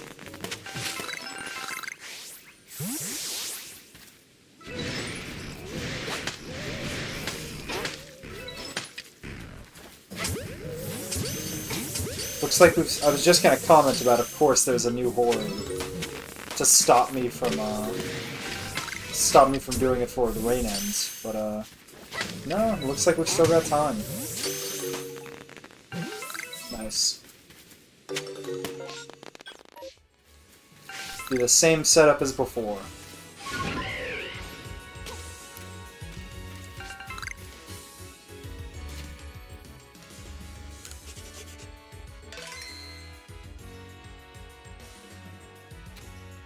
That should be good, right? I didn't mess anything up. Well, let's check.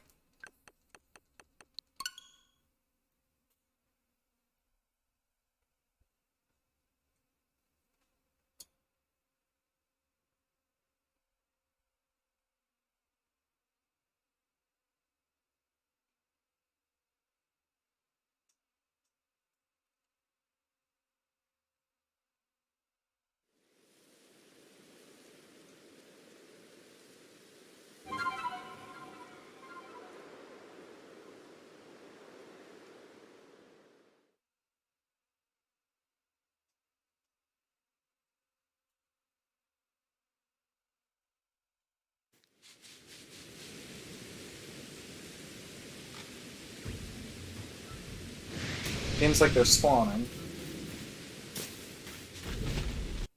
Female, 41 Ursu.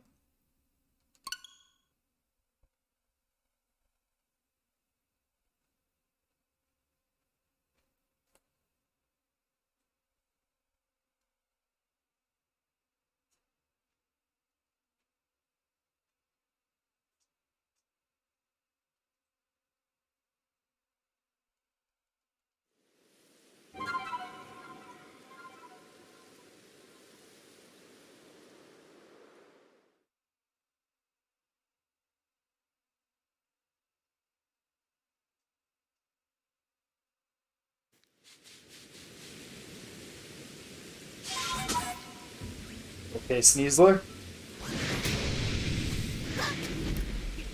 Please, lock on? Okay. It feels like it knows. Or I feel like it knows.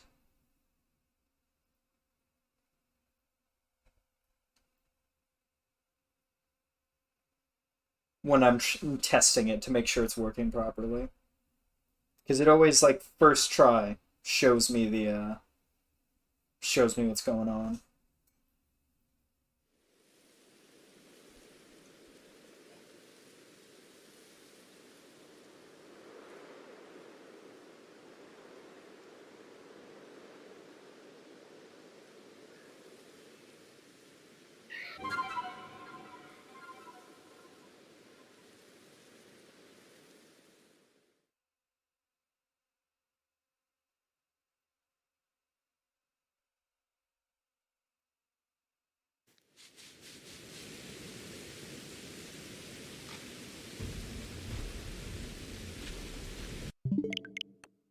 So now starts the eternal waiting.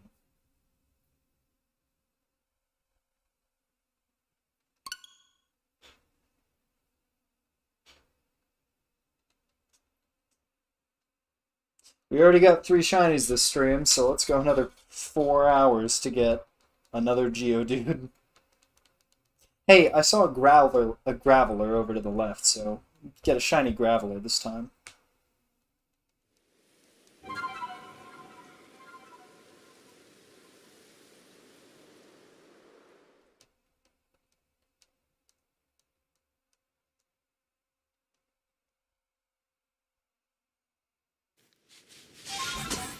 Why?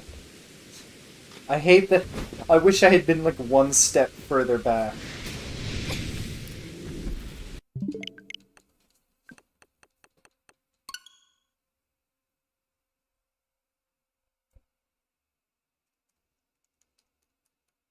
Yeah, that Twitch stuff seems pretty rough.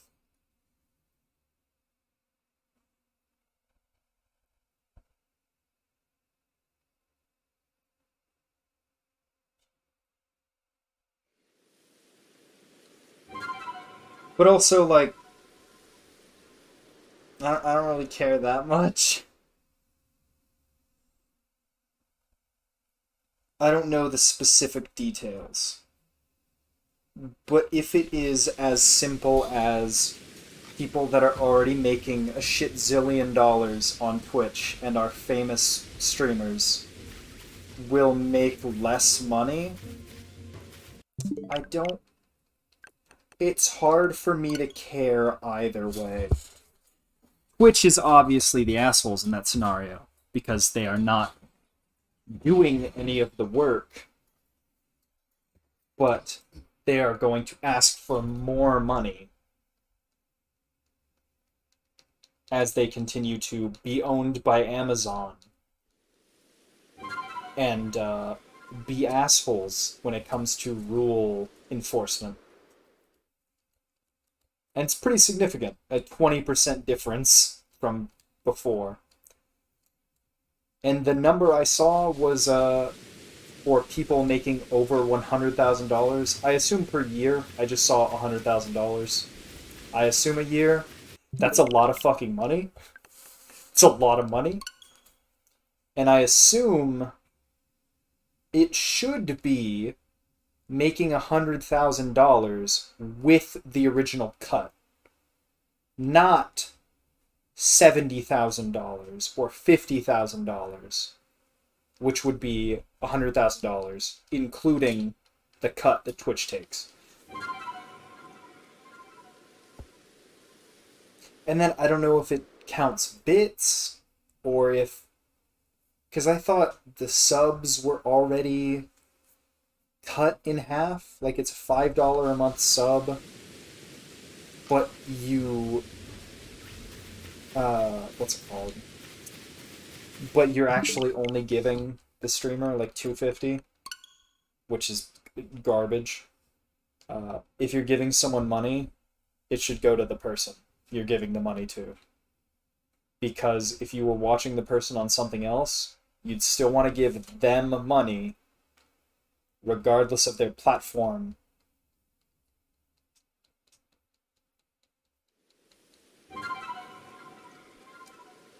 It's stupid. But if it's only harming the people that are, like, at the highest tier, Like, it's a stupid, selfish decision from Twitch as a stupid, selfish company.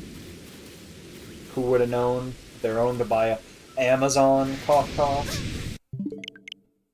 But it mostly harms people that I don't like and wish they were as successful as they should be, I'll say, based on their talents and skill set.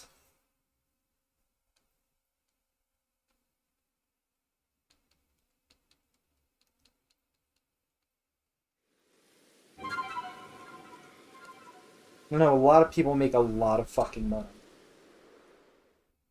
And they are often the most vocal to complain about quote unquote backseating and anything that happens on their stream that they view negative, they treat like, oh man, my life's so hard. Nothing. Shiny hunting, Teddy Ursa, and just babbling about stuff on the internet. Doing the soft reset method for Teddy Ursa. The last time I did this, I ended up with a Geodude 2 miles away. So, doesn't have a great track record. But we got 3 shinies within like an hour. So, I feel like it's fine to do this method for a little bit, see if we get lucky, and then move on. How are you doing?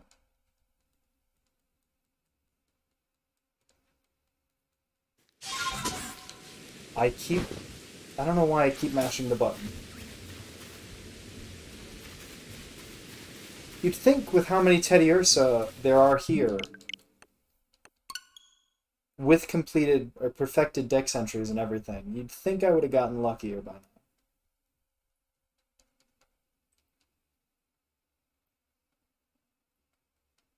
I think I still don't have the perfected Ursa Ring dex, though.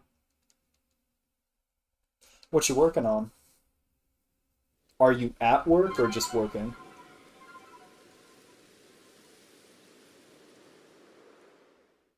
Like working on something at home. Thanks for coming by. I gotta stop pressing A. You can really tell my impatience with this method by the fact that I'm mashing A during the loading screen and I'm not even noticing.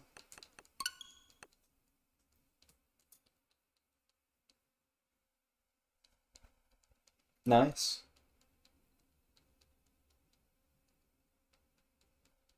Yeah, streams are nice and fun to keep in the background and stuff while you're doing other stuff.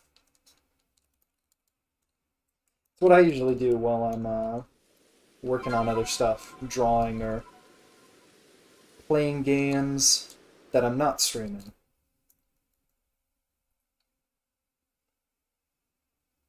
Yeah. I really like how they are in Arceus, because you've got so many options.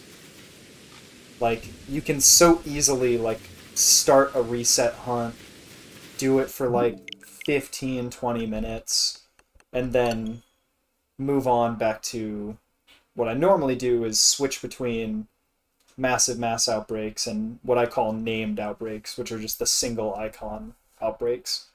And I usually save in Jubilife so that I can option select, try and get a wider variety of shinies. We haven't gotten anything too crazy today. One of them I needed was another gender form I didn't have, and 2 of them just go to the trade box for people that want shinies, which I do giveaways on. I guess I'll just do them on the Reddit, the Shiny Pokemon subreddit. I did the one.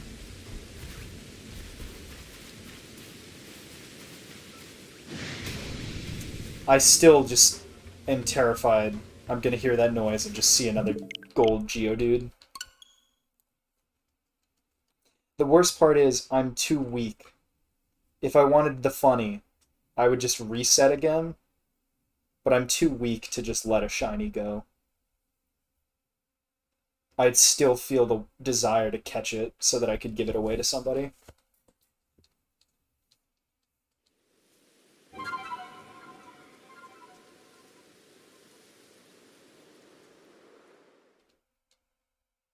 Bah.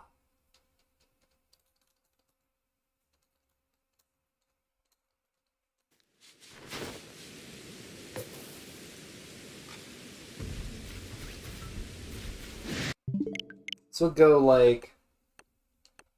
We'll go till the hour. So, like, 5 more minutes. I should probably... Because they come up at some... I can't really predict where they're going to come up. Yeah, but I probably should have a little schedule for them. Just so we can change it up every once in a while. I don't want to get too sucked into a reset hunt. Because that way dragons lie. That'll just go forever and get nothing done. It's so weird that there's that noise, that like bamboo click, whenever the alpha spawns in, but nothing else.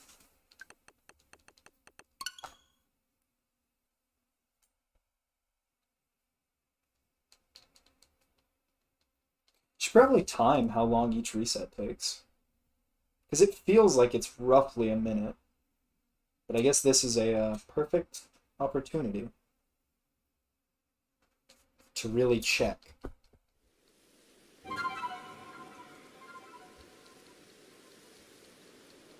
Guess we'll do it from closing the game. Or from realizing there's no Pokemon. I gotta stop mashing A. Seems like there's nothing. Start. Fucked up. Immediately messed up.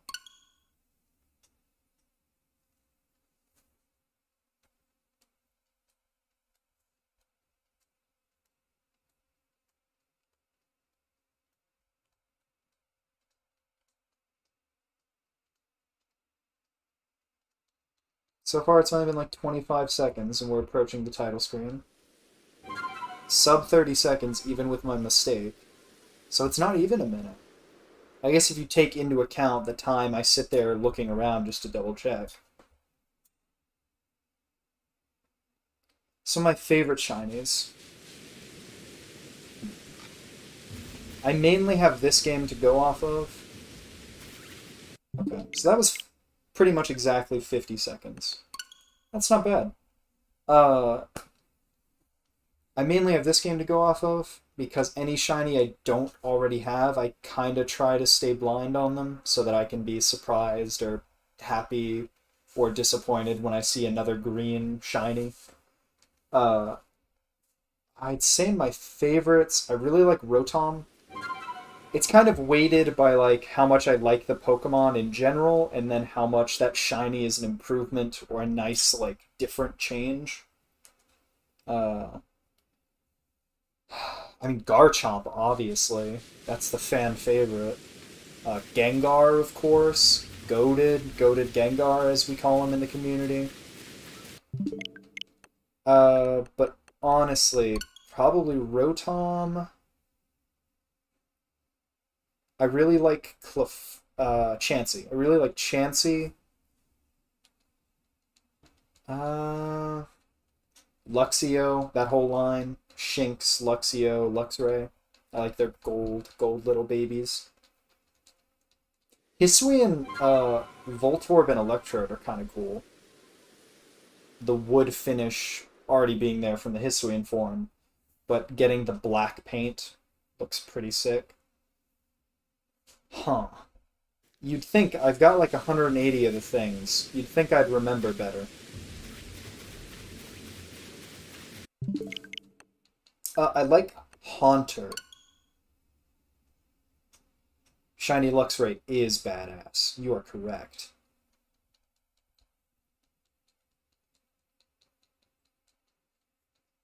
I like Haunter with its blue tongue. It looks like it just ate like a bunch of icy or something. Dyed its tongue with food coloring. I wish Gengar was cool. I've heard tell of Mega and Gigantamax shiny Gengar. Which makes me feel like they understand their mistake. I wonder if they just feel like they can't change the shinies. I wonder how many people at Game Freak are like, they understand that some of the shiny decisions were terrible. and they would like to change them, but they just feel like... Because there's going to be one guy that really likes shiny Garchomp and Gengar for some reason, and will complain if, like, Gen 9 notoriously bad shinies got redone.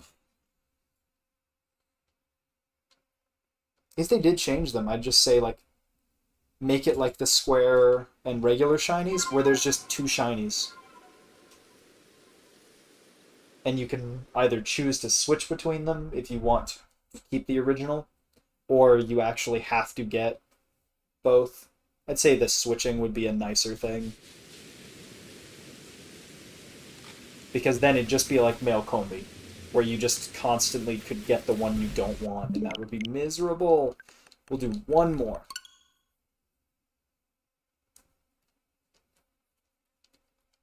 Then we can actually go check the boxes and see if there's any ones I'm blanking out on, which I know there must be.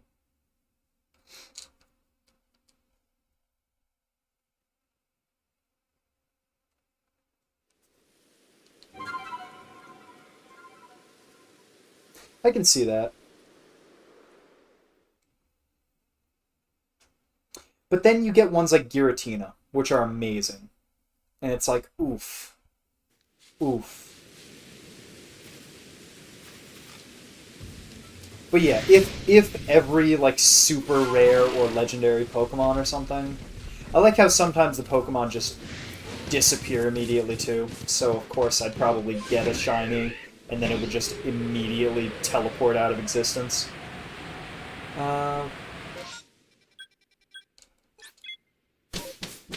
Yeah. Yeah, if every one of those absurd shiny hunts was a great shiny, that would definitely drive a lot of people crazy. But as someone who has the stupid goal of a Shiny Dex, eventually, I mean, I would like if every shiny was nice. I really like... This is one I really like but don't have. And I don't think there's a way for me to get it currently. Officially. In a non-illegal, like, I'd be able to keep it in my Pokemon Home living dex. I really like Shiny Shaman. Shiny Shaman is adorable. I love Shaman, and Shiny Shaman is just even more adorable.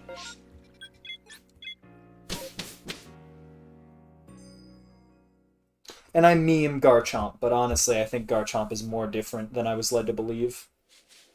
Because I hadn't seen it until I got it myself. Because I was preparing myself for people memeing it. And it honestly wasn't that bad. Yeah, look at these boys. And girls.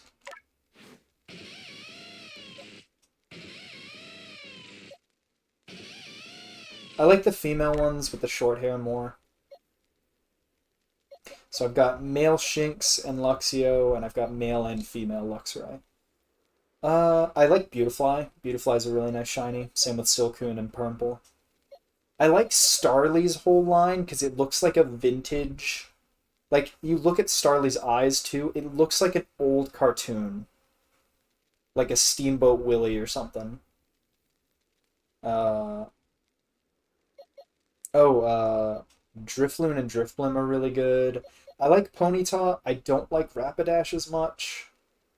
I like Crobats. It's like a weird pink lemonade thing.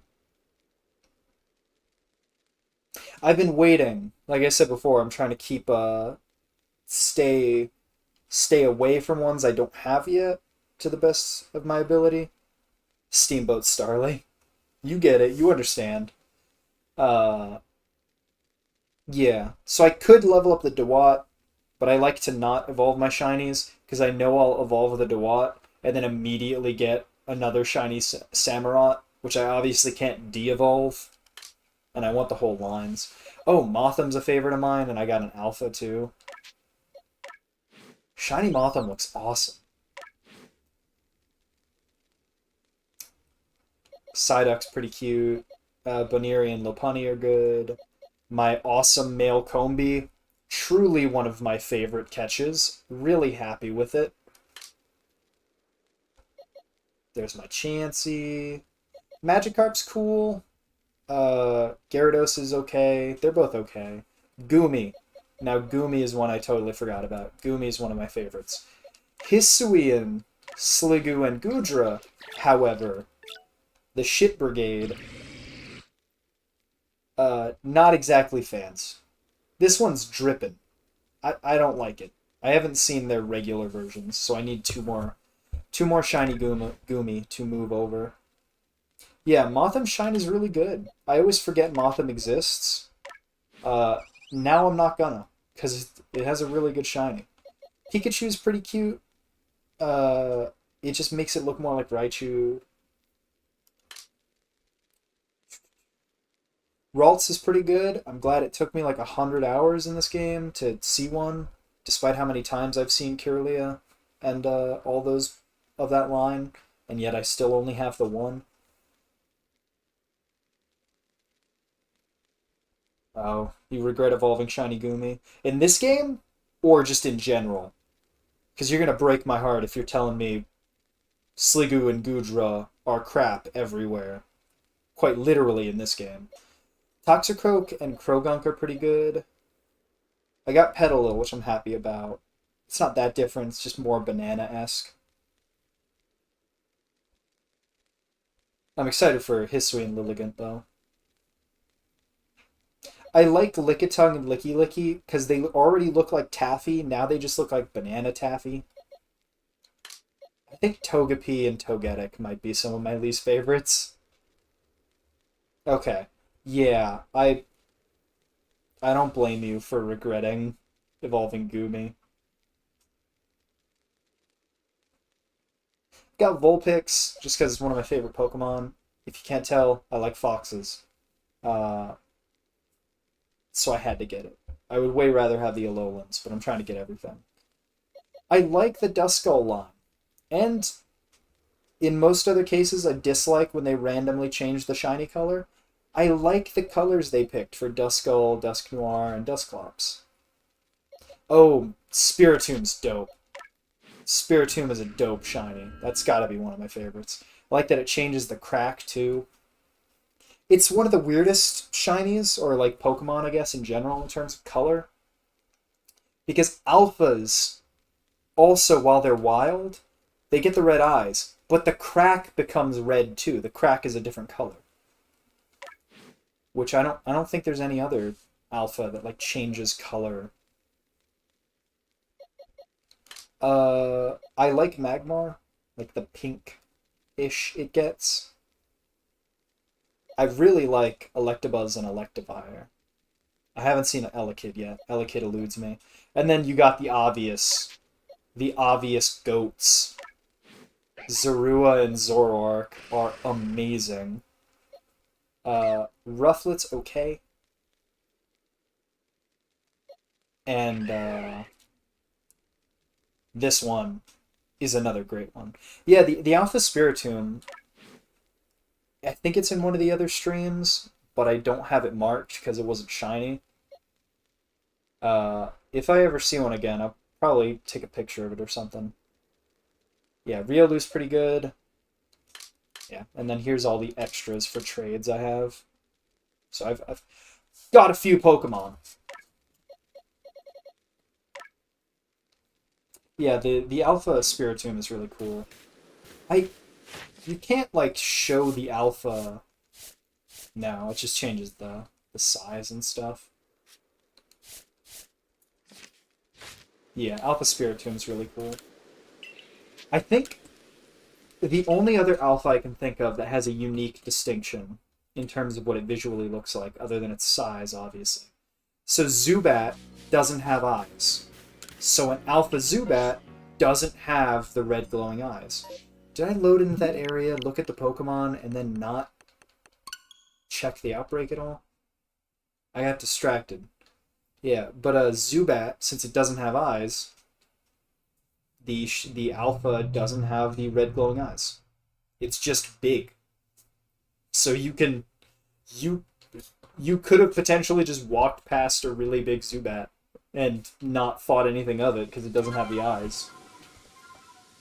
The only other way you'd know is when it roars. Yeah, the Alpha Spiritomb is really cool. Sucks you can't, like, opt in to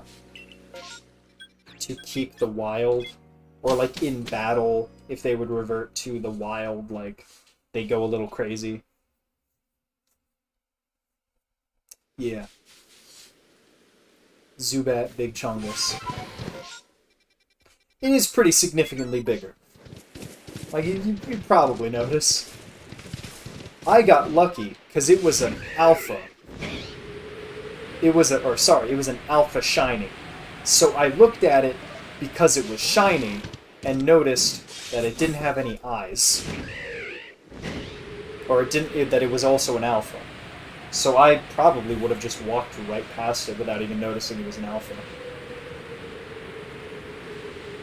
Which would have sucked. Because now that I'm working on the alpha living dex to replace my base living dex in this game, just so that I have something else to do other than get shinies, I probably would have tried to get that thing for a long time. I remember being here so long trying to catch the sleeping Togepi. Hi, Pachirisu. Pachirisu is another one of my favorite shinies, but that's not because I think the shiny's particularly good. It's just because I love Pachirisu.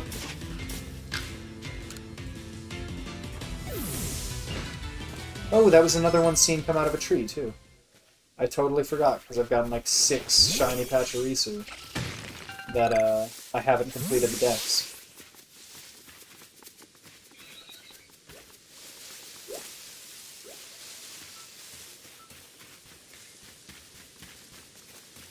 What are your okay.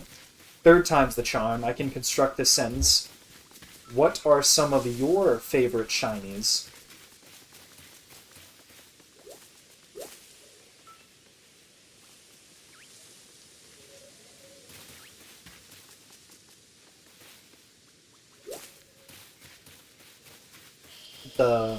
The World Pokemon Championship of 2014? What happened then?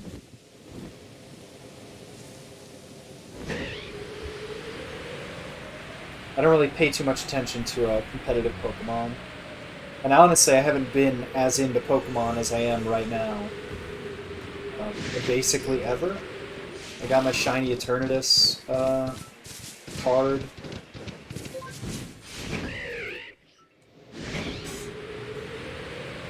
Nice. Do you go on the, because isn't that the wanted Pokemon for, the shiny Pokemon subreddit? Yeah, I do agree. A lot of the Sword and Shield shinies are really good. Nice. That's what I assumed. Is that Pachirisu was God. Goated Pachirisu. I wish it got an evolution or something, but Squavit fills a similar energy. Yeah, Sword and Shield, it was weird going back to it, because I think the Pokemon look better in Sword and Shield than they look in this game. I think in general Sword and Shield looks better than this game, which is weird.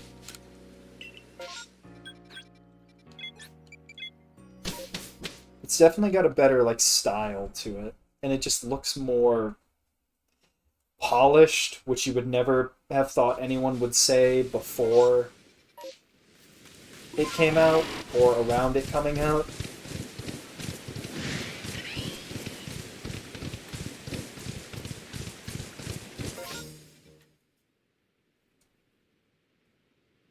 Metagross, Ninjask, and Decidueye. Decidueye does look dope. Like regular shiny Decidueye, that whole line looks really good. Shiny. I'm not a huge fan of Dartrix in general. Rowlet definitely has a good shiny color palette though. And then Hisuian Decidueye, I don't think I've seen yet. But I did see regular Decidueye. And boy, it has a really good shiny. I don't know about Metagross and Ninjask though. Why does the music sound like an alien is going to kidnap me? Now it's gone. Maybe it wasn't UFO flying overhead. Got scared off by my realization. Okay, I knew that was coming when I was mashing A and it didn't work. That happens so constantly here. Really gotta stop using A to switch. Yeah, I don't know about Metagross and Ninjask. They're both cool Pokemon in general, so I could see how their shinies would be good. What are you usually hunting?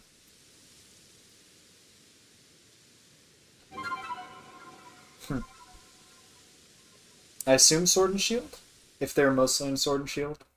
Do you do, mostly encounters? I guess you said reset hunts. I assume you do kind of whatever. Mix it up like me. I think when I eventually go to Sword and Shield, I'm definitely gonna just be doing Masuda method.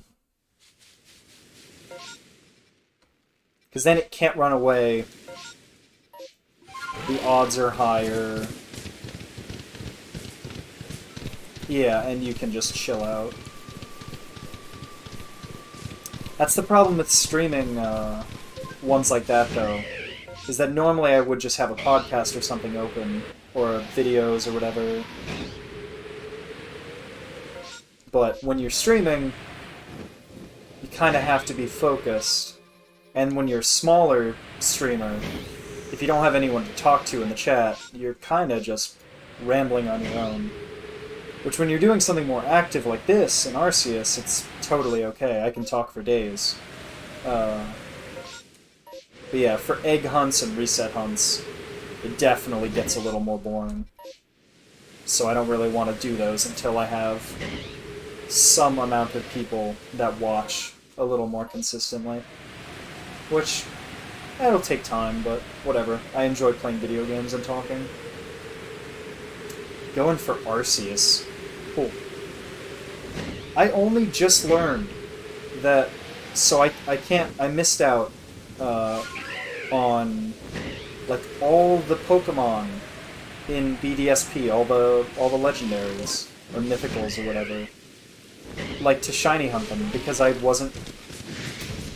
didn't have the game, and those items were only available for like a month, and I didn't even know Arceus was not in the base game. I just assumed Arceus, you could just get Arceus. So I hope they eventually allow people to, or maybe you can like, because I know that game had tons of dupe issues, duplication bugs, so hopefully maybe you can get those items from other people somehow. I haven't really looked into it. But I was not happy when I learned that I potentially can't even try to get Shiny Shaman.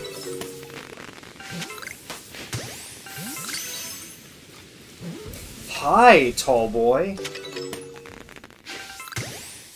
What's up, goat? There's something about the shiny, or the alpha Rowlet and alpha Dartrix that really, I don't know, they seem like way bigger in terms of percentage increase than some of the other alphas. Because every time I see them, I'm like, wow, big. And Decidueye is like, okay.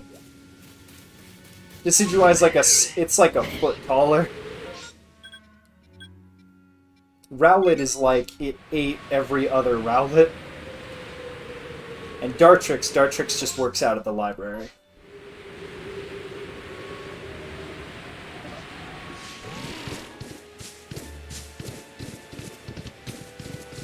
Hi, balls.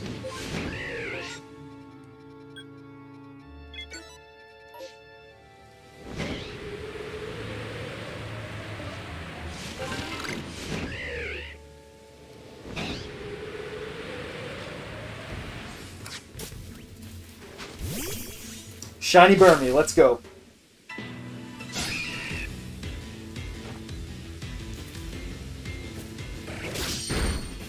Oh, I was so confused. I was like, why do I have a Heracross in my party?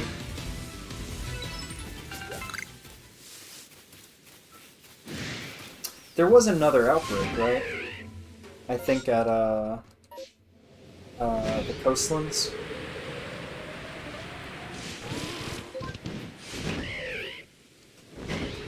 Yeah, once I'm done with the Shiny Dex of this game, I'm probably, just because I get so many shinies in this game, I'm probably gonna always, every once in a while, come back to shiny hunting in this game. But the next game I'm gonna play, do a playthrough of, and then shiny hunt in is gonna be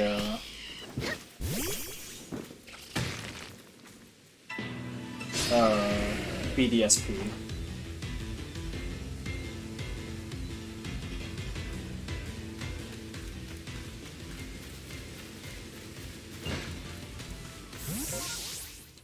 Just because I haven't played that one yet. And then it'll be... Once I beat BDSP, I will be switching between Masuda Method in that and Masuda Method in Sword and Shield, depending on what Pokemon are in each thing. And I don't really know about the BDSP, like, shiny hunting methods apart from that. Like, I know there's Poke Radar or whatever, but I don't know the details.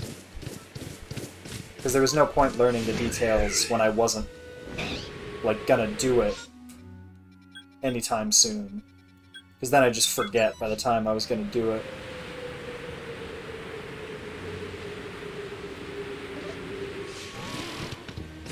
Yeah, something about it just looks wrong. And it also, like... Yeah... I'm not particularly happy with it at all. It's just, with this game especially, when I first played Sword and Shield, I really had to accept that I do love Pokemon. I also hate Pokemon.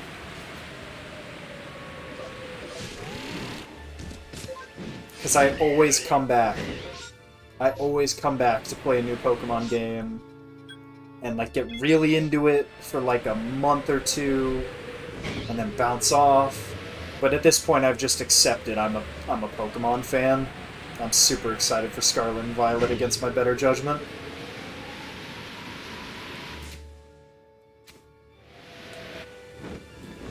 Yeah.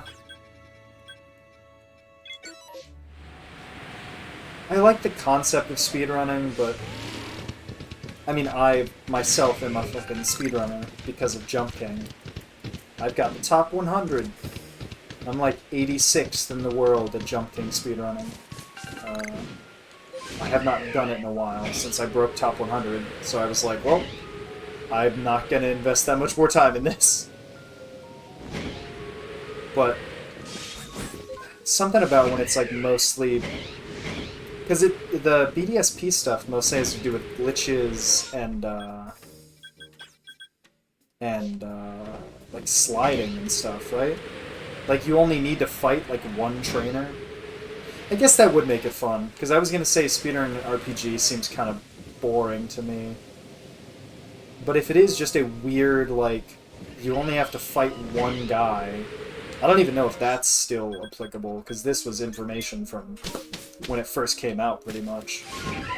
And I saw how busted that remake was in terms of glitches.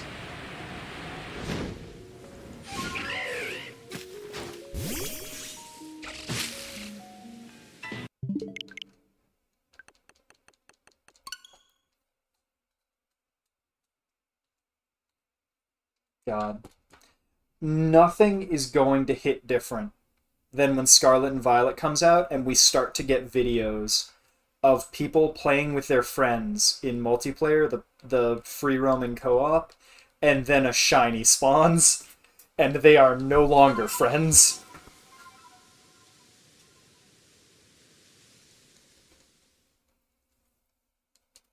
We will get some truly "you stole my Cloud Song" level videos on the internet now. It'll be beautiful. I'll say it every time it comes up, because I'm gonna will it into existence. The only thing I care about, because I already know I'm gonna buy and play Scarlet and Violet. The only thing I care about is make... There's no reason this shouldn't happen. There's no reason this shouldn't be how it is, based on everything they've shown of the game, and that this game is clearly a test run, and Let's Go was clearly a test run.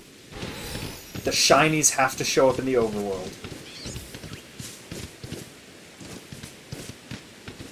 Yeah, I would hope everyone gets to catch it individually. But that would depend on, like... Because then I think that would cause desync issues with the way this game works. If this is the same engine they're using for making the open world section, or the open world stuff in Scarlet Violet. It would be nice. Or if, like, every shiny spawned times however many players there were in the instance.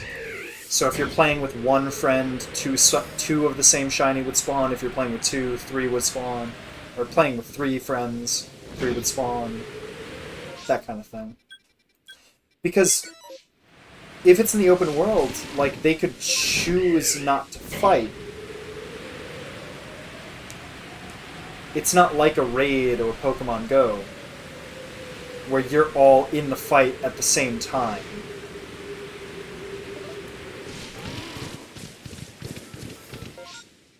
I think they're probably going to go with Occam's Razor solution of, it spawns, so one of you gets it. And that's going to be terrible. I really hope they put in the work to do either what I said or do the work to make it so that people don't... Because that'll ruin some people's day. That'll ruin some people's friendships. Guaranteed, especially younger kids playing the game. Like, that'd just be a real bummer on something that should be a really fun, good moment, getting a shiny. And I hope breeding is in the game. It'd be cool if, like this game, it just had a ton of methods for shiny hunting. Because it's going to have the raid battles, so it'll probably have battle, like weekly-ish battle events. The salt would be immeasurable.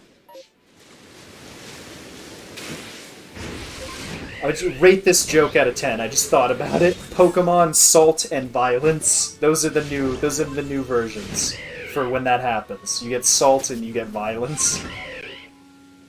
I forgot what I was... That joke pushed every other thought out of my brain. It's probably worth it. That's a decent joke.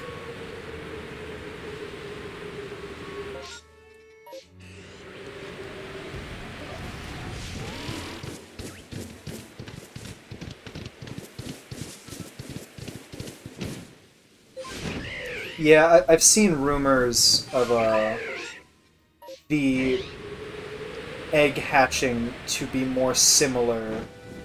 Thank you, I appreciate it. I've seen rumors that it's like camp-esque or like generally designed around being more convenient for like office workers and busy people.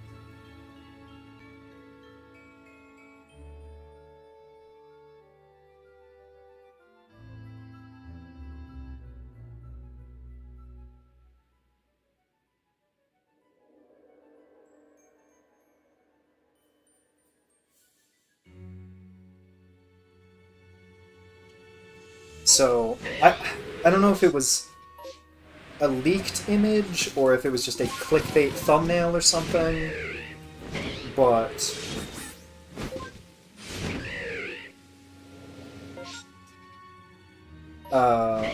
what's it called? I saw an image of like an egg carrier that looked like the Pokemon Go incubation stuff. And, it was, like, on the back or something, or you, like, carried it around. It definitely seems like, from the leak stuff I saw, it was way more about elongating it, but not to make it for active players that it was crap. Kind of mobile game-ish, I guess, putting like a timer on it. Yeah.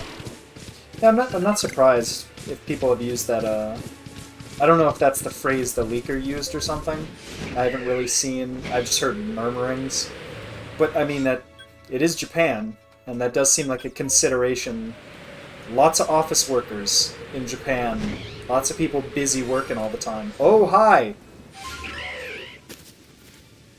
That's a new shiny. All you gotta do is talk about Japan. Onyx, big weeb. I truly understand you, Onyx. I didn't understand you were one of us. I can't tell if you're a gross green shiny or if it's raining and you're a cool gold shiny. The first one in a while. We got number 4. And that's the first one of the day that is straight up new.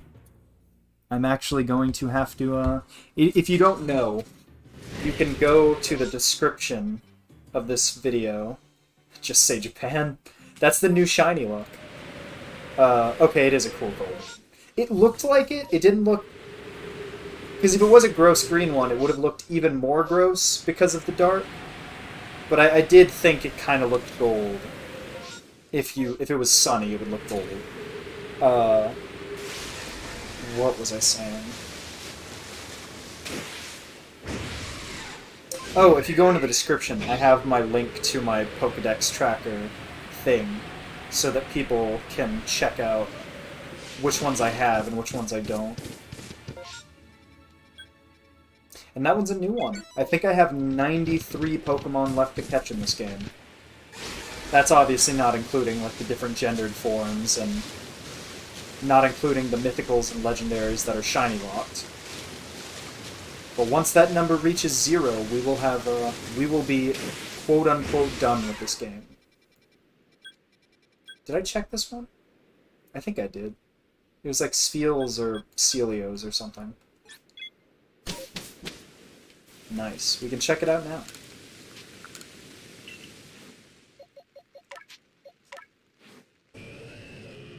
Okay. It's kind of in between. It looks like they just picked a shade... They chose Geodude and then picked a shade like a little greener than Geodude's Super Gold. That's fine. That's not a... I wouldn't label that as a bad green shiny.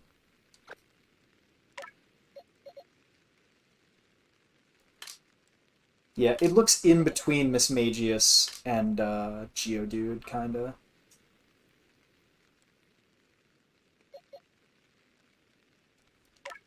God, I love when you're in the menus of the boxes and you just get that light rain ambiance.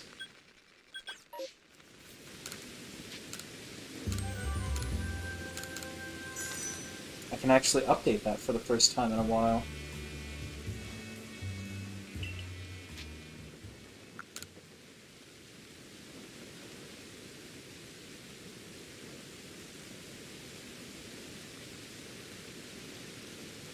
Yeah, it's weird to hear that, like, some of the colors and stuff look different. And I guess that's as close as we'll get to, Exactly, Lo-Fi Rain. I guess that's as close as we'll get to them changing the colors, is that they kind of do, depending on the game. I assume it's not intentional, and it's more of a nature of, like, how the model looks. So we have, currently... As long as I haven't missed any, or added any... Why did I look up Onion? I meant Onyx. As long as I haven't messed up, we should have 93 shinies left to get in Pokemon Legends Arceus. And that's, of course, including all the evolutions, Burmy, Cherubi and Cherim. Tons of ones that'll probably be better off hunting in eggs. Those ones I won't count. The closer we get to 0, the more I will count, like, which ones are priority and which ones would be better. We'd have a higher chance of getting them. Because I do not want to try and shiny hunt. I haven't looked into it to see if there are good ways to do it. I definitely don't want to shiny hunt trees for, like, Cherubi and Cherum. Pokemon that are already rare to see. I don't want to try and get the shiny of them in this game, if that's the best method. But I also haven't looked into it yet, so I'm not going to super write it off. And then, more likely, there's no fucking way I am shiny hunting space-time distortions. I'm not that much of a masochist, sadly.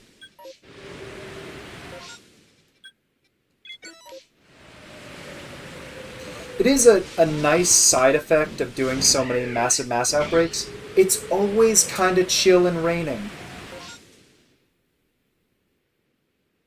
Yeah, that's what I assumed it would be, is you constantly are running around looking for trees that are shaking in the right area. I'm assuming there's like there are pools of like spawn tables you can look at to like know where the best place is to see shiny trees. I would rather just go to a different game and egg. Just breed. Same with space-time distortion Pokemon. Like, the fossil Pokemon. Porygon. I think the fossil Pokemon and Porygon, and then obviously regular Sneasel, but I mean it's just a regular Pokemon. You just go hunt that in any way in another game. Yeah, I'm not gonna strictly stick to the idea that completing this game's Shiny Dex has to be in this game entirely, because that just doesn't seem efficient.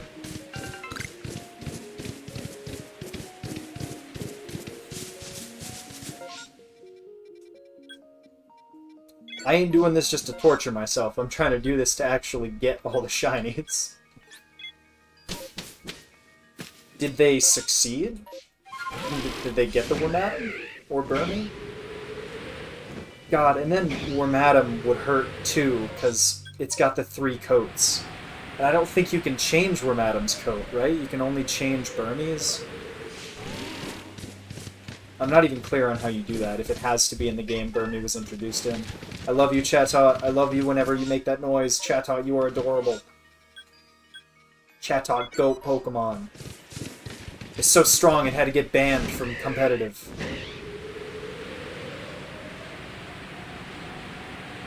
Strongest of all Pokemon, Arceus wishes.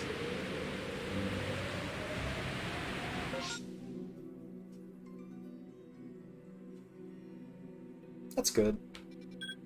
That's the one, like, solace, is that that's basically what I'm doing in the reverse way. I usually try and check, like, every tree I see, just in case. Yeah. Yeah, I'm pretty sure Burmy stays the same in this game. Yeah, but that's what I thought it was. Regardless of the area. There might be, like, higher likelihoods of it being in certain areas or something. I don't know. But yeah, hopefully I'll come across a Burmy or Wormadam or Cherubi or Cherum. Cross my fingers over the hundreds of hours I still have left to play this game, probably. Before we even get to that, to the needing to egg hunt for those babies.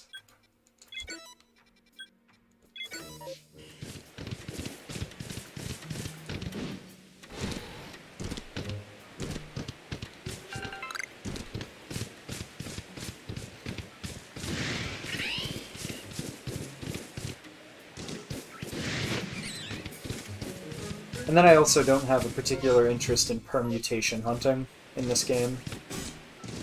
I like that there are so many methods you can use, but I'd rather keep getting a bunch of others to trade to people.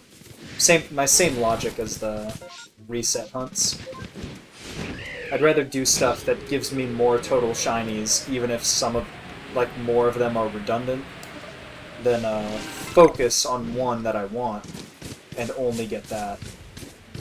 And then get less total shinies.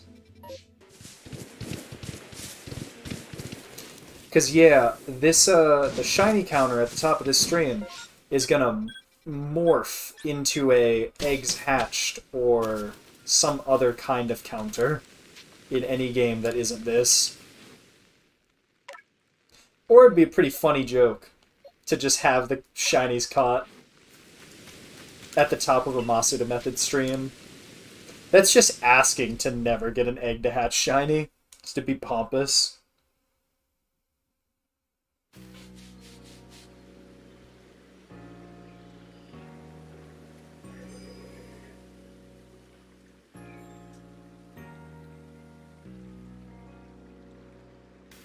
What do we got?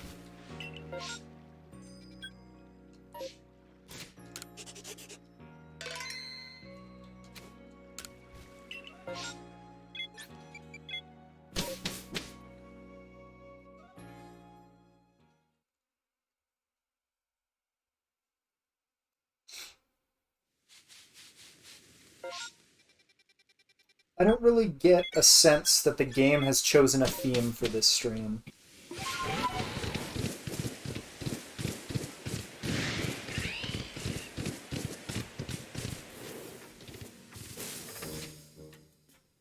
Shiny Meryl and Azumarill. Nice. Sub 200 eggs.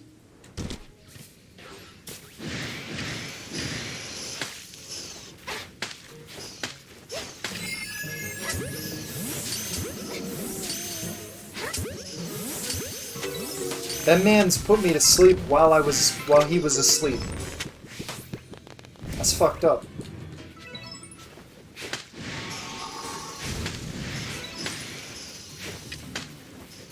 Yeah. That's the other issue with egg hunting.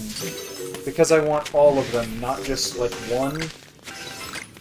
I would get a shiny for a Pokemon that has like 3 forms.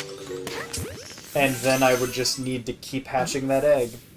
Or maybe, take breaks. Like, switch to a different Pokemon to hunt. I don't know. I haven't done, an egg hunt yet. It's all been let's go catch combos, random encounter luck, and then this game, which is a mix of random encounter luck, massive outbreaks. I've probably had like a third or like a quarter of the Pokemon I've caught have probably been random encounters. Which is wild.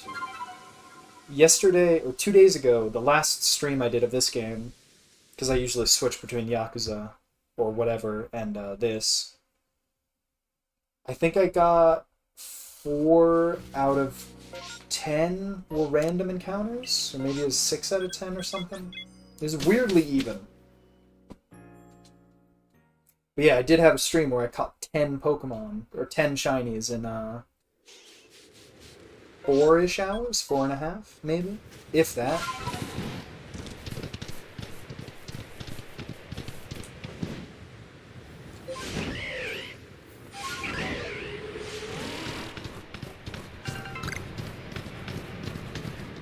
And also, I've completely moved on to never giving Munchlax berries at this point. Partially because I like it more when I don't know what's coming up, and then mostly because I forget and don't pay attention. And I've already formed the bad habit of not doing it, so now I don't. No, I did not buy a lottery ticket after that stream ended, but that wouldn't... I think my luck with shinies is just really, really absurd. At least in this game. Because I heard tell that it's pretty good, the shiny hunt in this game, but then I went on the shiny Pokemon subreddit. And I assumed I would be a baby amongst giants. But yeah, I've caught a lot of shiny Pokemon. I am approaching, let's say I've played the game like 250 hours, including, like, my save doesn't exactly count it's not good for measuring, since I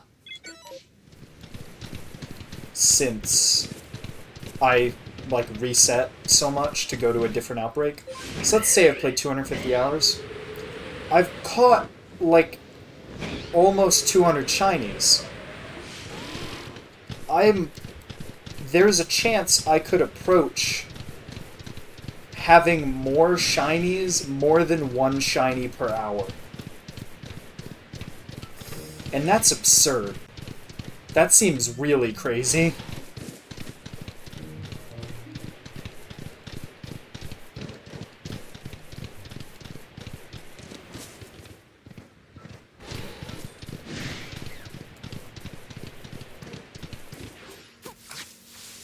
Shiny Wormadam, let's go!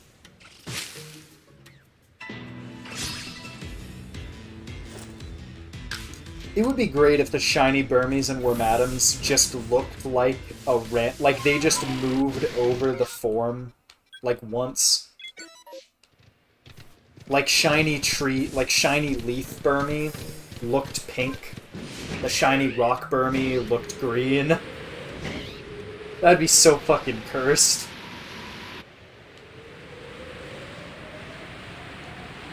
I wonder how many shinies affect competitive play.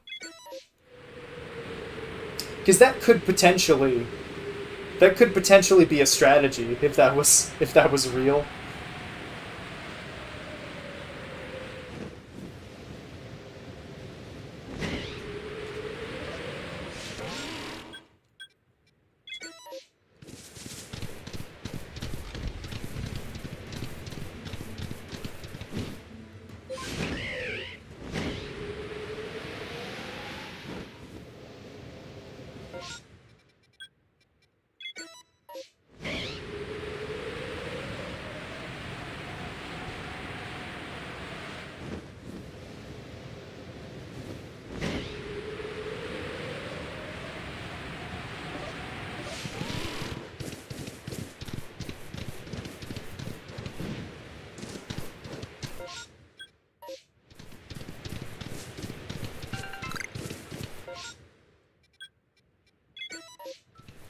Only 2 left. Oh, no problem.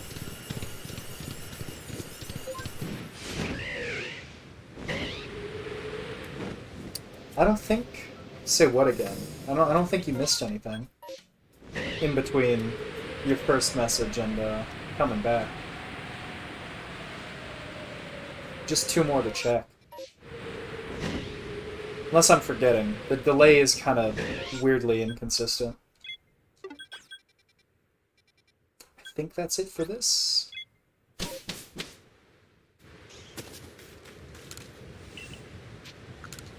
I think the playback should be on for my streams too. Should be able to just scroll back. Even while it's live. I can do that. And the account I use to check my stream is working isn't this account. Do I want to be cursed with a Mr. Mime? I still like my idea that I want to get every shiny except Mr. Mime. Just out of protest for Mr. Mime's existence. It's weird. Don't like Mr. Mime? I'm kind of a fan. I'm kind of a fan of Mr. Rhyme. Oh, shinies and competitive. It was about the Burmies. How if they were a different color, and then I thought, are there any shinies that mess with competitive that are banned or anything because they would confuse you about their typing or what Pokemon they are? Because the Wormadams actually are different types, right? Depending on what coat they are. That's why they don't change.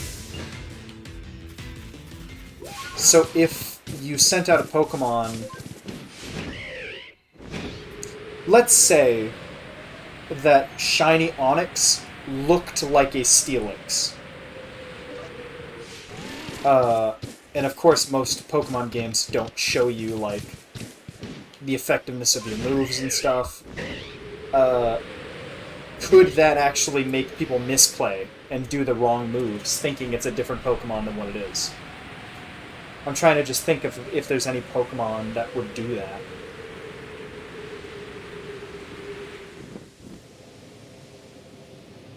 Oh, weird, no shiny. Oh, curses, my luck. Oops. Oops, game crashed.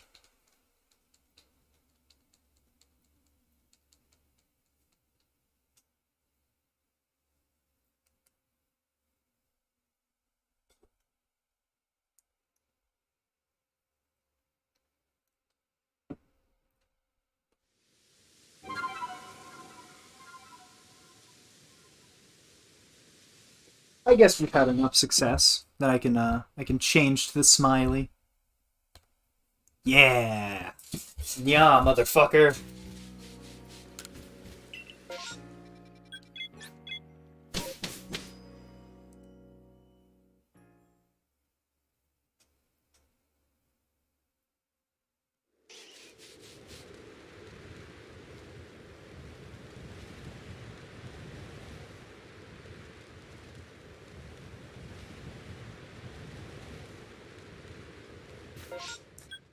So what do we got?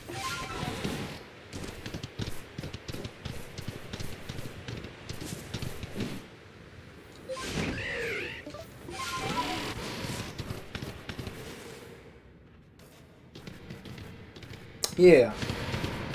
It would basically be not that different from, what is it, Zoroark's? Or Zorua? Or do they both have the ability Masquerade or whatever? Where they're kind of Kitsune-esque.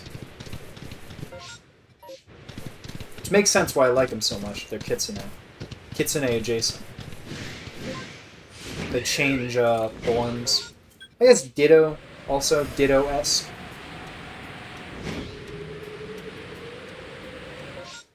Hi, Riolu. Yeah, high level, I mean, that trick would only really work once. But it'd be pretty funny.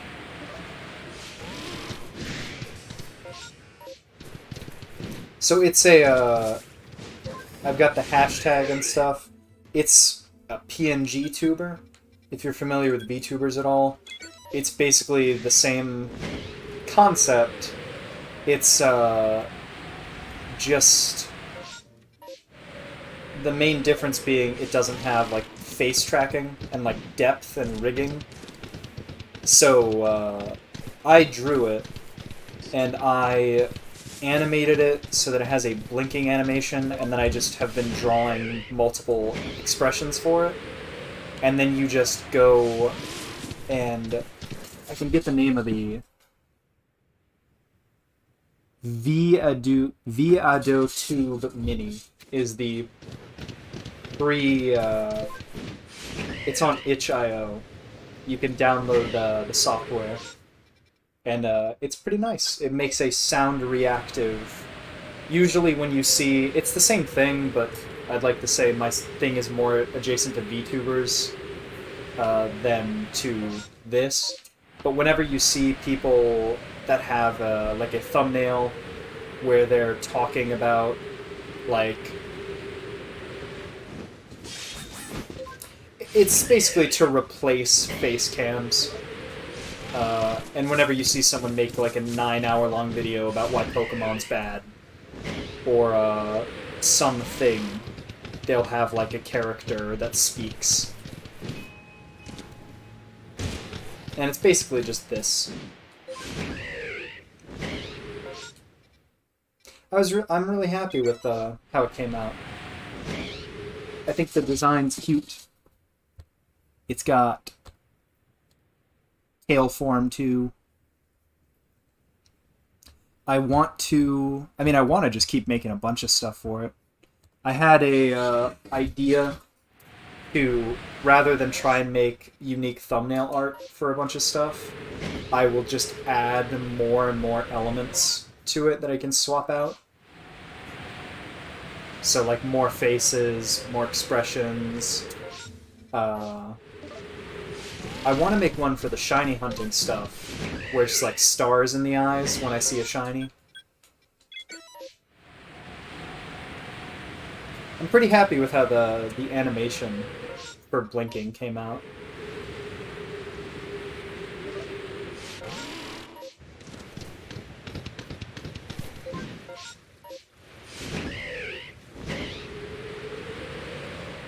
Thank you, by the way. I don't know if I said that before. I'm glad you like it.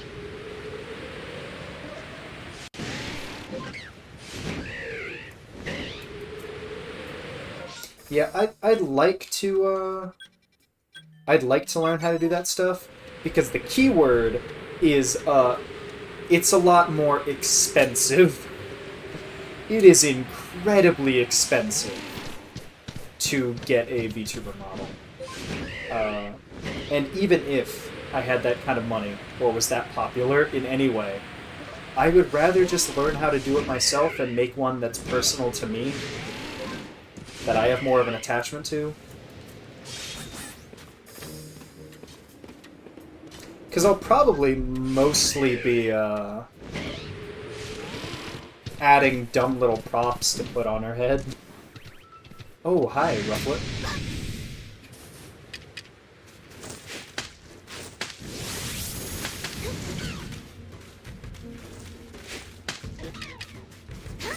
Like, I figured a neat idea for specific shiny hunting streams, like egg hatching and stuff, would be to put the shiny sprite on top of her head, next to the, so it's easy to... So one, it looks cute.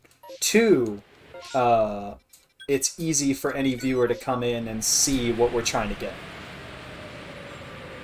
And then the count would obviously be at the top. Or wherever.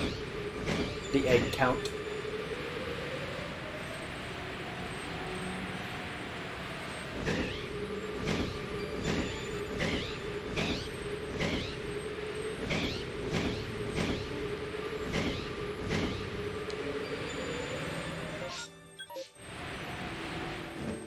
Yeah, I did come over here, I just didn't mark it.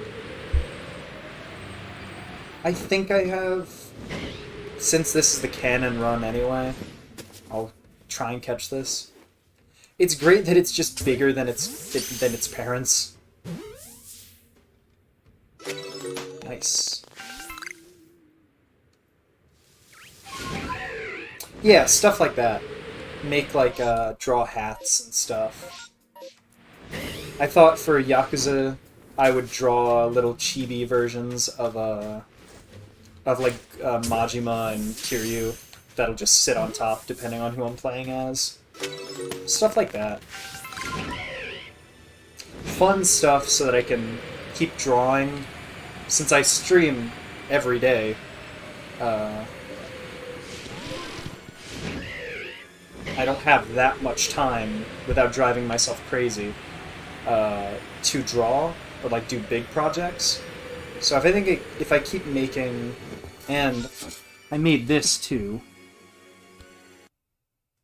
You should still be able to hear me. But, made a little loading screen animation.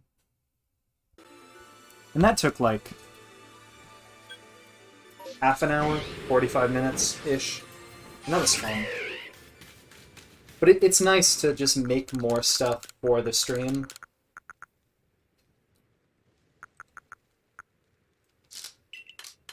Because it's all about presentation.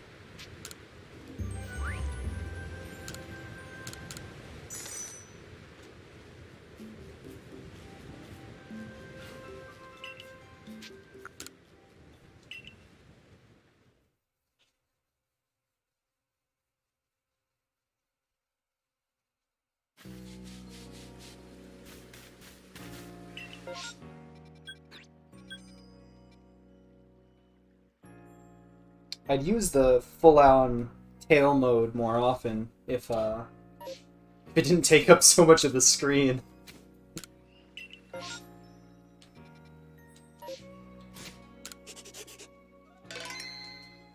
I don't even think I'm gonna check out the goodbye, honestly. So let's hope there's a Kricketot here so that I can justify it. I do need to check something while we're here, though. My first priority. Oh, it's right there, too, so we're gonna...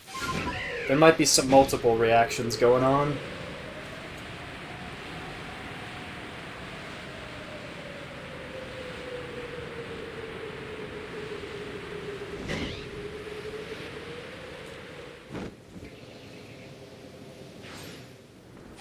Yeah, it's just here.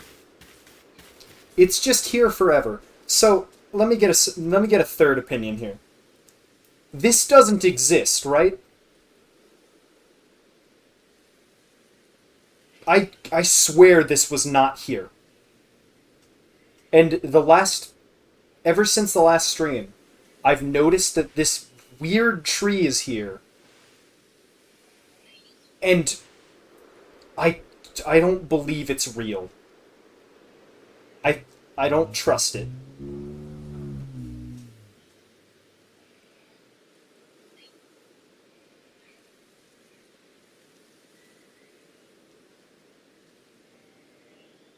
But I still can't confirm. Yeah, I have Pixiv, I have my Twitter. Oh my god! Oh my god! Who cares about that tree? I got a shiny. Yes! Yes! Come here, you beautiful little baby.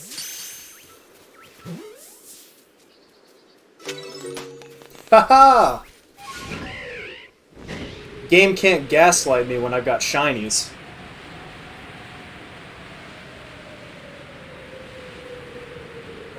Yeah, but I can, This shouldn't destroy the stream. Shouldn't, being an important preface.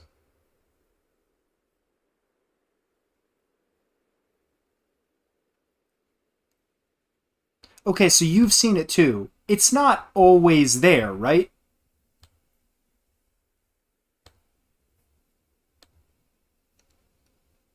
I can't have just missed it. My joke was that I've played this game long enough that the world is actually starting to grow around me. So that is the second. You brought us shiny luck. Usually that's usually what happens. Whenever someone starts watching, I get a lot luckier. Because the Onyx and the Kricketot are the only two today of the 5 that I've gotten that were meaningful, that were new additions. Cricketot's a little different, because we've got to evolve Kricketot into Kricketune, because I already have a regular Tot. Where are you at, Tot? Okay, you're both male. So I will take you with me. Bonsley, I'm sorry you keep getting swapped out.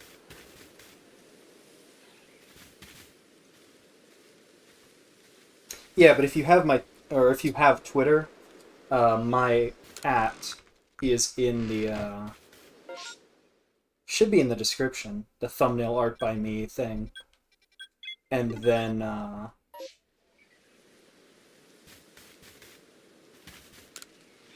what's it called? If you go to my Twitter, I'm there. It should be pretty easy to sort by the media. Yeah, otherwise I have a Pixiv. I have an art portfolio, like, website.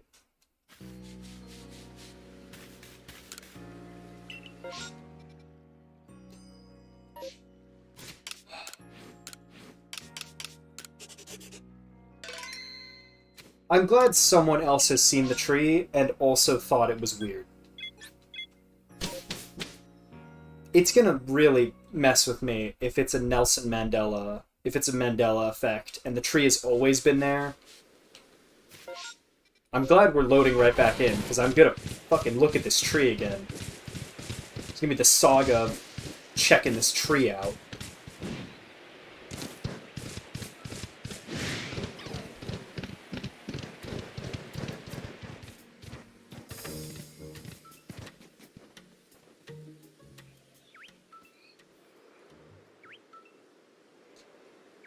Is it a different tree? No. No, it can't. No.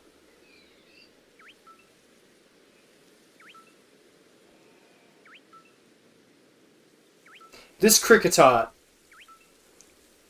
is really has a really small memory, just like me, potentially. if this tree really is identical to what it just looked like, and the Kricketot erased my memory.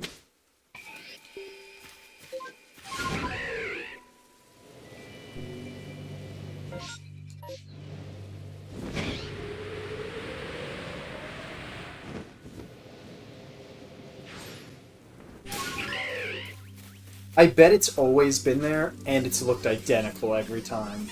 But my brain is just like, now I'm suspicious of it. Are you excited for the shiny male Combi I'm gonna get?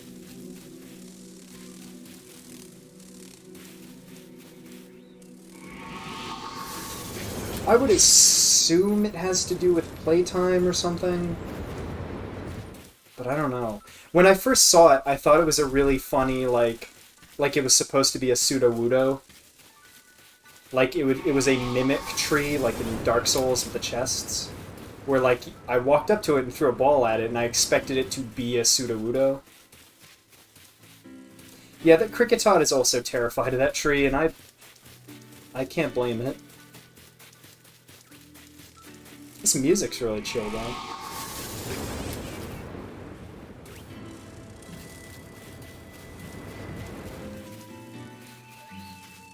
Kinda sounds like it'd be a Xenoblade song.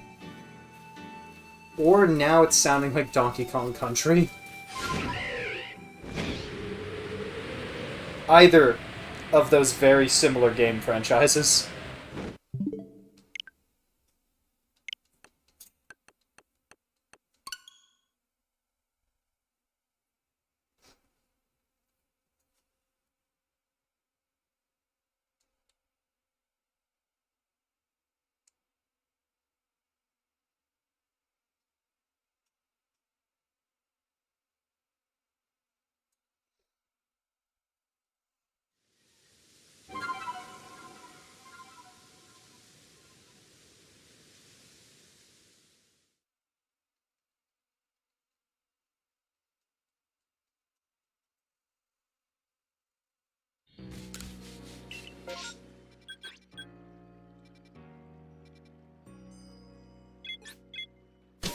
The tree is God watching you.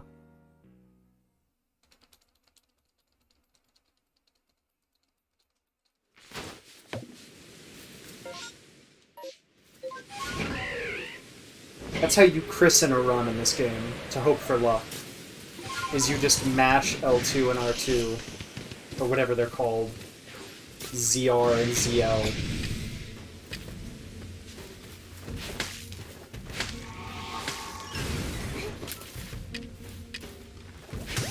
And then you throw a ball at the storage box. It's like breaking that bottle on a ship.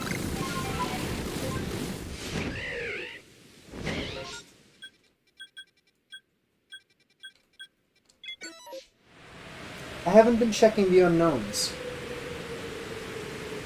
I keep forgetting to check them whenever there's not a outbreak there. You should always be checking the unknowns and the alphas.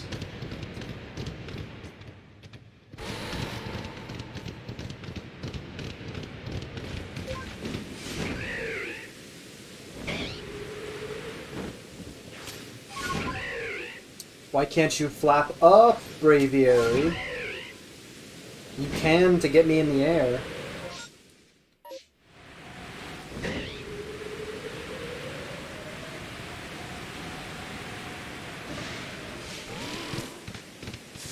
Ugh. Been going for like 3 hours now. We've got 5 shinies. I'm being gaslit by a piece of shrubbish.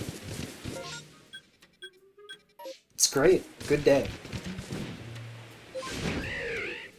Another Alpha Kricketot? Okay. I just broke my ankle on the top of a tree. Trees really have it out for me today. I love that Kricketot just float. They just don't work right.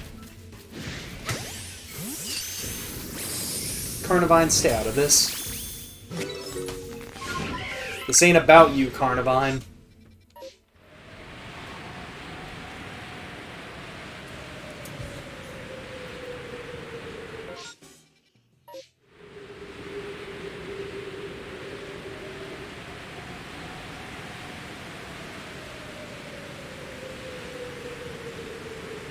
Hi, Bonsley.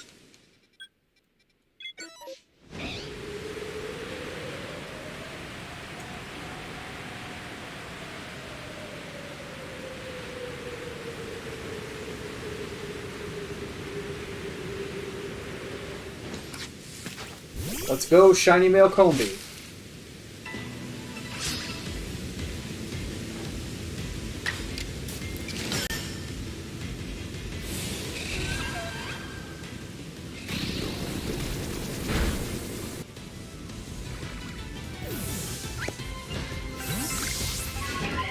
Yeah. I mean, overall, I've definitely, since I started shiny hunting in this game, I've definitely, because I probably, we're at 242. Let's add 30 hours to that. Let's say I've played 260 hours total. Let's say I've gotten 190 shinies, which might be conservative. It's probably pretty close to that estimate. I only started shiny hunting like 80 hours in. So I already am positive.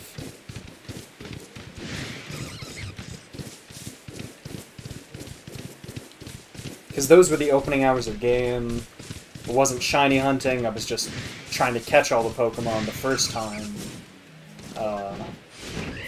But eventually I'm gonna catch up at this rate. I'm gonna catch up and surpass even my total playtime. I'm gonna have more shinies than hours played. I get it. It's so weird to me you spawn in 2 places in this map flying.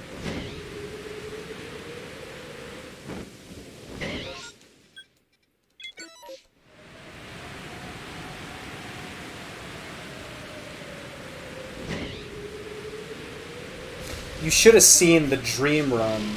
You said get a lottery ticket after getting 10 shinies in one stream. You didn't see the Crimson Mirelands run where I got 4 shinies in about 10 minutes. Or the Coastlands run that wasn't on stream where I got 3 random encounter shinies within 3 minutes. And one of them was my Alpha Mothim, my Alpha Shiny Mothim. So I've had some pretty wild luck. And then, of course, the, 10 minutes I chose not to stream before I was going to start streaming. Caught my shiny Ralts, my first shiny Ralts, that I had been wanting for about 100 hours.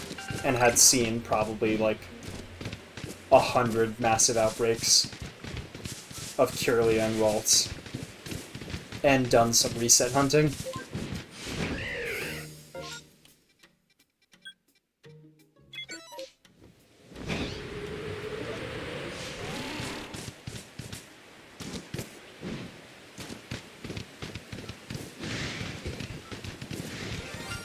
Oh my god.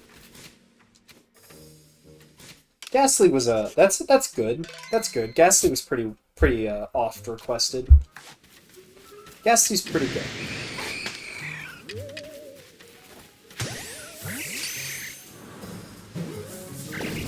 So that's already shiny number 6. Yeah, I feel kind of bad. I feel like I'm definitely consuming other people's power. That's why I gotta get more people to watch my streams, so I could siphon more power out of them.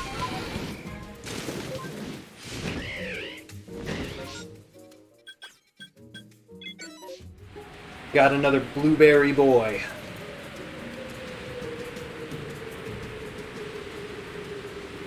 So let's try and lore analyze the Ghastly Shiny line. So, Shiny Ghastly starts, and it's like a normal ball surrounded in blue aura. It's a little blueberry aura. And then Haunter is like a little more bluish than purple, but its tongue is super blue. Did Haunter eat a bunch of Ghastly to get its tongue like that? Is that the secret Game Freak doesn't want us to know? Also, I still find it hilarious that Swift is the easiest to dodge overworld attack in the game.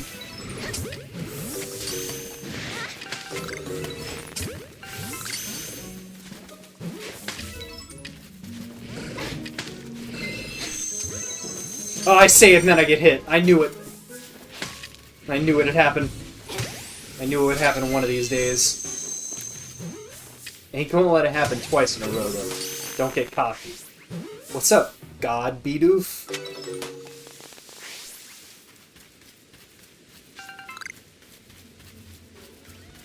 Oh, God.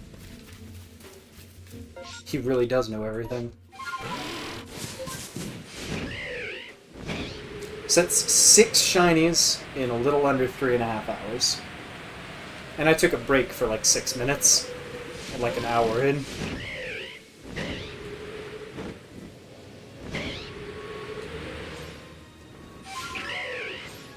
I also, for the completed streams, I usually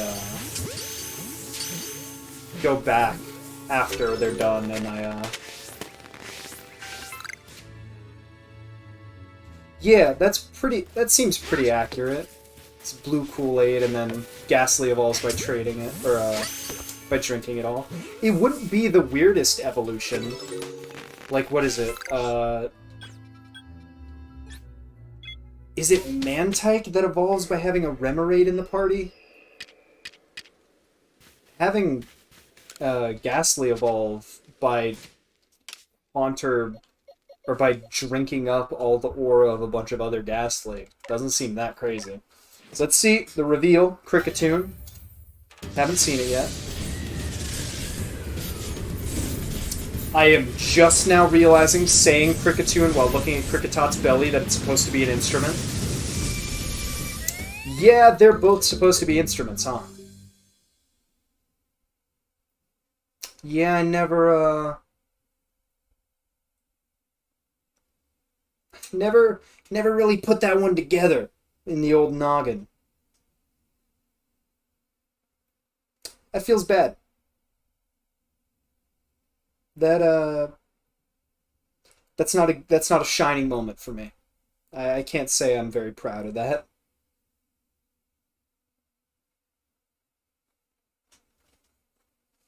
That hurts.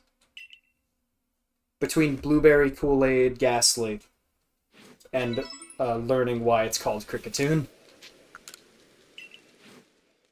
In my defense, I don't really get where the tot comes from, other than it's small. And it's a cricket, they're known for their noise. Ah.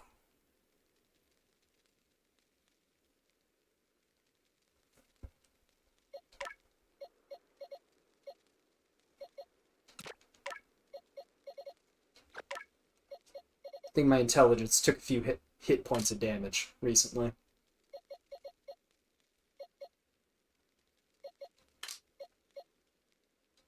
A male Ghastly would actually have been nice, because then I'd have Bam Bam Bam. I read that as Kricketune is the violent man, and we're going back to salt and violence.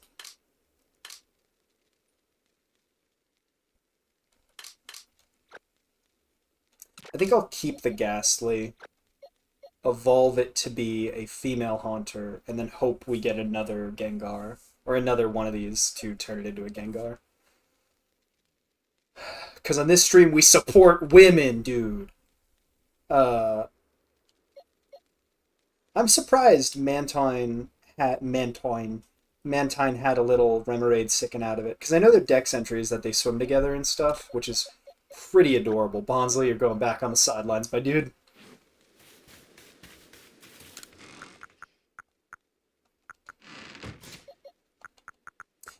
Because Remoraid's supposed to be like a little gun.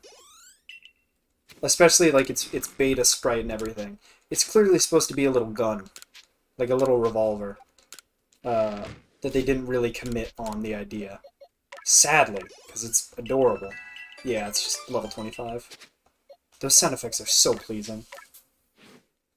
He's drinking the Kool-Aid, he's drinking it up. How many Ghastlies had to die to get one Haunter?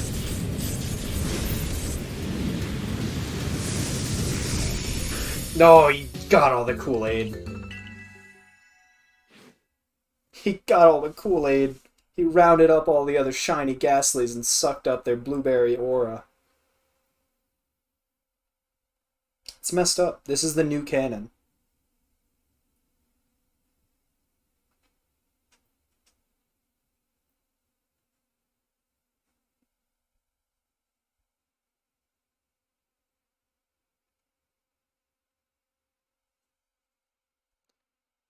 So now you can go back in the box, now that you've murdered all your siblings.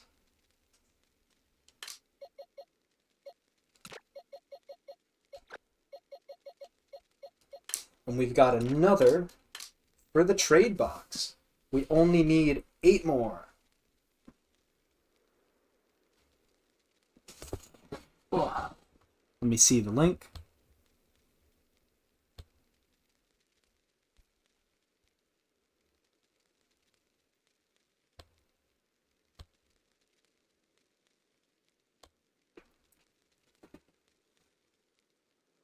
It might be filtered out.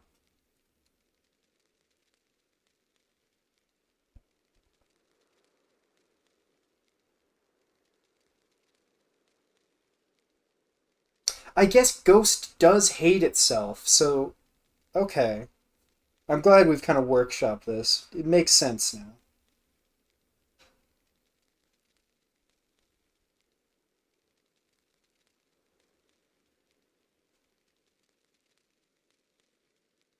I don't know if, I don't see the link if you posted it. And I don't know if there's a way I can, like, what's it called? Whitelist you to, like, post links. I went to, like, from top chat to live chat, the one that, like, cares less about filtering. And it still didn't show up. So I don't know. What are you, what should I look up to find what you're talking about? The Violin Man thing? Or the genocide of Ghastlies? Because everyone knows the genocide of Ghastlies.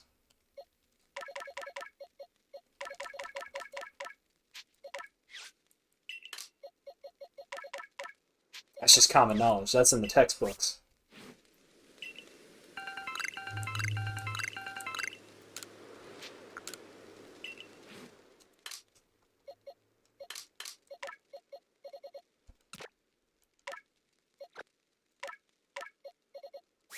So, Ricketot. Think we're done. Think we're done with you. Oh, that's perfect. We're all lined up. Yeah, we don't need that. Don't need that. And these are both male. Yeah. Rufflet.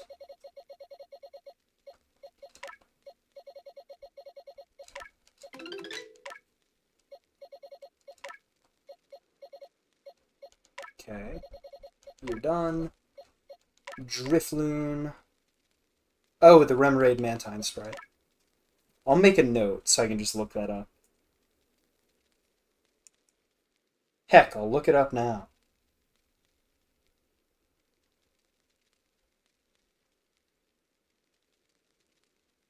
Oh, yeah, it does. Oh, it acts like those tiny fish that swim alongside sharks. The little feeder. What is that? Cleaner fish. That's cute. That's adorable.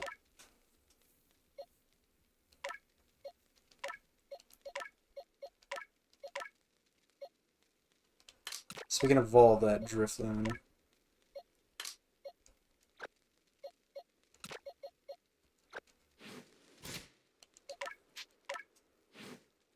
Yeah, that's pretty cute.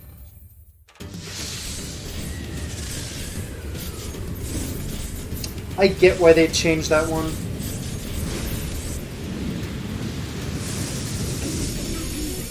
And that reminds me, I think... So I get why they changed that one. But also, I feel like they could totally bring that back now as a skill because of Wishy-Washy. Wishy-Washy has got to be one of my favorite...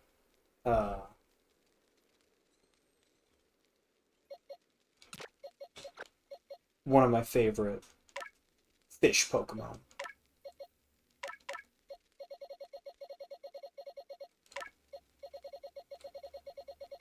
I wish every time you threw it out, you didn't have to wait for its animation, but it's pretty neat.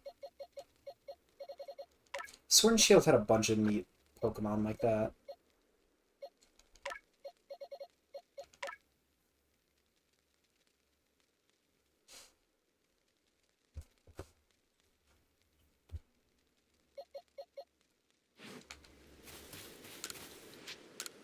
It was in Coliseum, so there was a 3D game that had it. That is neato.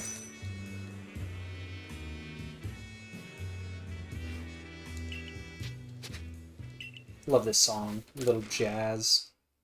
That's the wrong box. It would be immoral to put Pokemon in that box.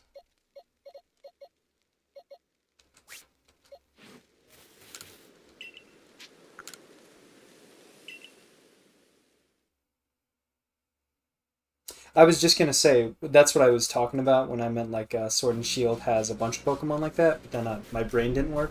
Cramorant. Yeah. Or something neat, like the Fuse Pokemon, where they use an ability or whatever. Where if you had both in your party, you could choose to have it be... You have a Mantine and a Remoraid, or you could have them be one Pokemon, where it is a Mantine with a Remoraid.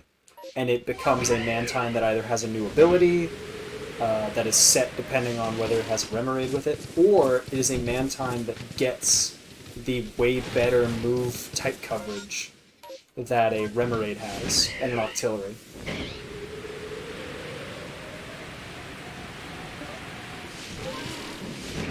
Because that'd be awesome. Because they have, like, Reshiram and Zekrom that can, like, be two Pokemon or one.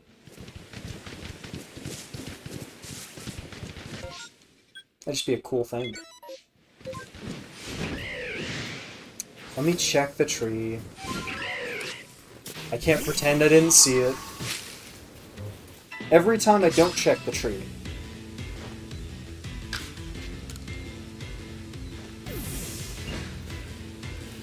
Mantine Rider form. Yeah, it's not that it's a Mantine you're using with a Remoraid. It's a Remoraid with a Mantine. Yeah, Calyrex. Or you could swap it out. Oh, but what I was saying before, it's weird that, like, Mantine is a gun. Or, sorry, Mantine's not a gun. That's a weird-looking gun. It's a Dead Space line splitter gun. What's it called? Because when you said that, I was thinking of, like, those memes where it's like an emoji pointing a gun at you. And I was thinking of a Mantine just with a human hand holding a pistol that was just a fucking Remoraid.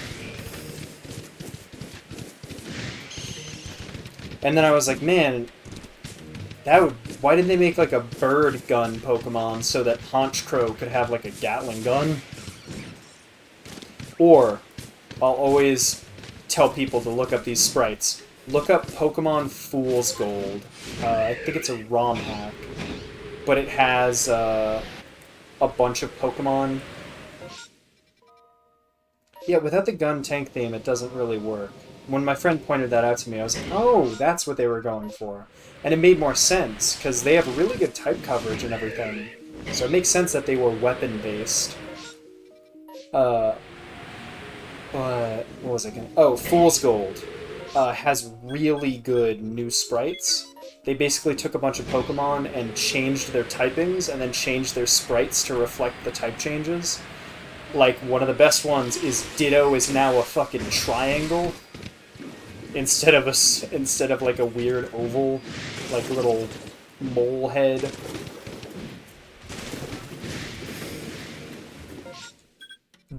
Or not Ditto.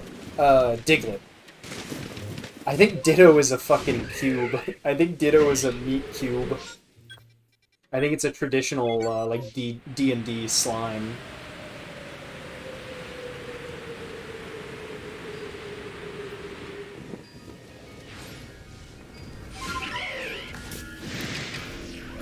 Let me see if we can get an alpha Spiritomb so I can show you what I was looking at before, or what I was talking about before. Or another shiny.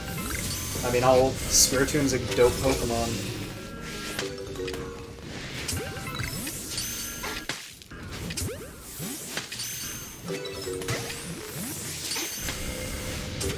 You know, it's been too long since our last shiny. I really feel like we deserve another a Spiritomb shiny for our time. My Wormadam is about to become max level, and I'm not okay with that. My Empoleon that was in the team before, I was okay with that. Wormadam, no, not okay. That's not okay. It's gonna be worse when this Bonsly gets to level 100 and I've not used Mimic a single time. I think we actually need you.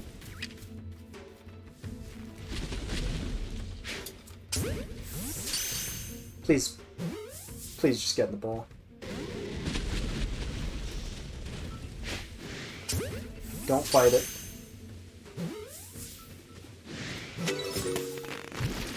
Oh. Oh, nice. We completed a little Dex stuff, too. Yeah, Fool's Gold in general is pretty good.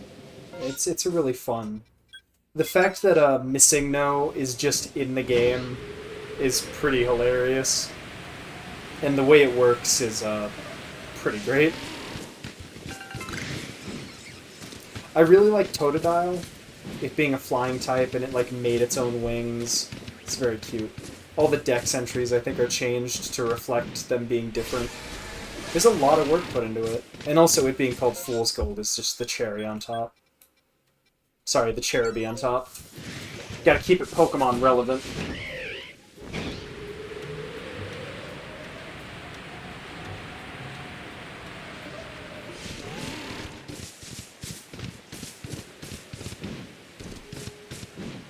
Oh.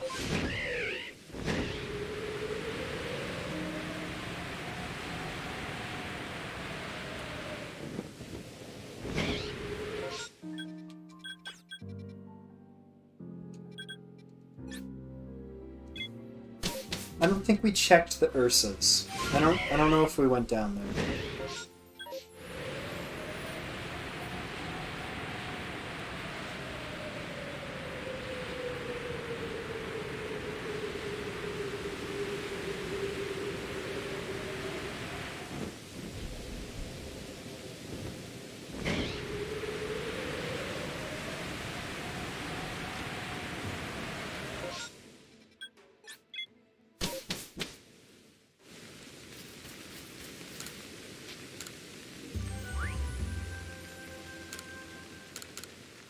Check Powdown.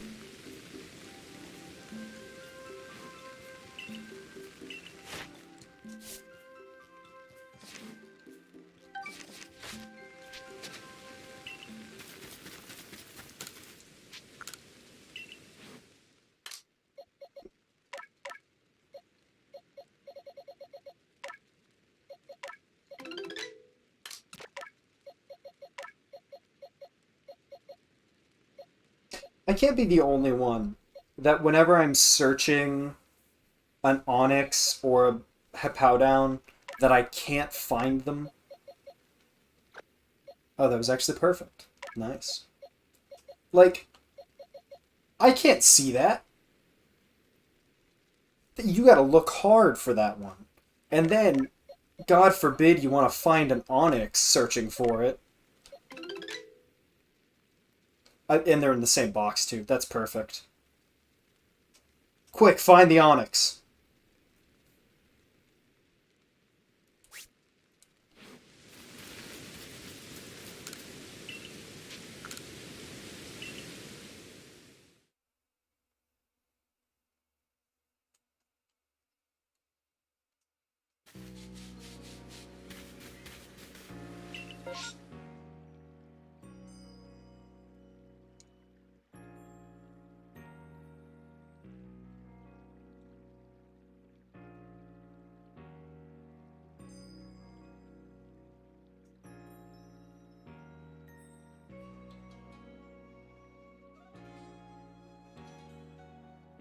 Yeah, it's rough. It's difficult to notice.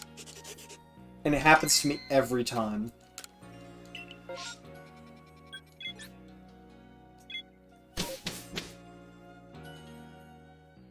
And I wish they made it easy to tell at a glance whether a Pokemon was alpha. Because it kind of bums me out that they don't have the sprites in this game. They just have a little portrait. But with the portraits, you can tell if a Pokemon's shiny just by looking at them without having to hover over them. I mean, the obvious solution to this is they should have made the shiny sprites in Sword and Shield, and that's just kind of annoying that they didn't. It's a pretty simple recolor. I've done pixel art, like it's very simple to change the shiny sprites in Sword and Shield. It bothers me so much that they didn't go through the trouble of doing it. And then the same problem with this with alphas. You have to actually scroll over each Pokemon to see if it has the mark of an alpha. You should just be able to search, too, if they didn't want to have it cover the portrait. You should just be able to search, like, this species, but alpha, do I have it? I don't know.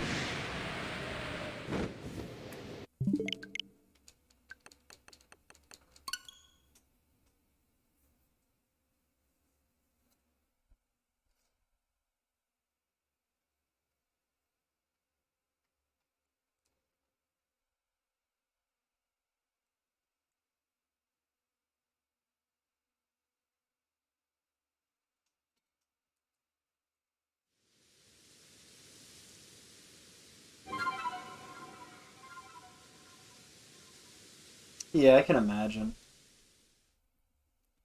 God, as I haven't really done much egg hatching. I've been on and off trying to, because I have the completed Dex and Shiny Charm and everything in, Sword and Shield and all the DLC Pokemon caught. I've done all that work. But, for some reason, despite it being only like 2 years ago that I played Sword, versus now, I've like completely changed my methodology for how I organize the Pokemon. Like, I didn't even have a living Dex in Sword. Disgusting, I know. I had like one of all the Pokemon, but it was one of every line. And... oh no, that's embarrassing. And they weren't all in Pokeballs. Disgusting! I know! And now, like, I thought I was always this person. I didn't realize I had changed and gotten more obsessive about perfection than I was before. I didn't think I could go further down that road. But now, I need all my Pokemon to be in regular-ass Pokeballs. And I need the Living Dex. And I want the Shiny Dex.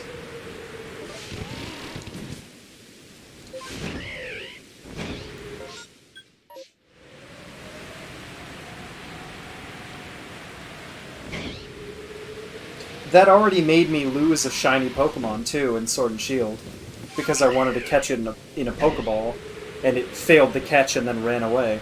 And that was my second shiny Snom in the recent raid battles.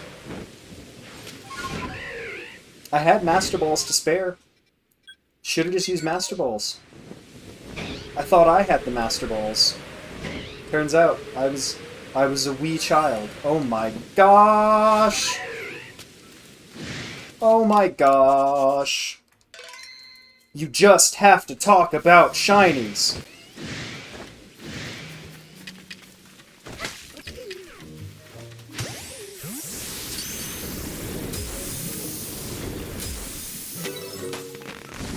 Pog.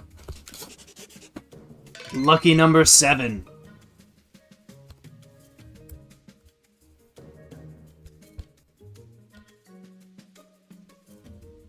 I think that's what I was going for in Sword and Shield, is that I was trying to catch Pokemon in appropriate balls.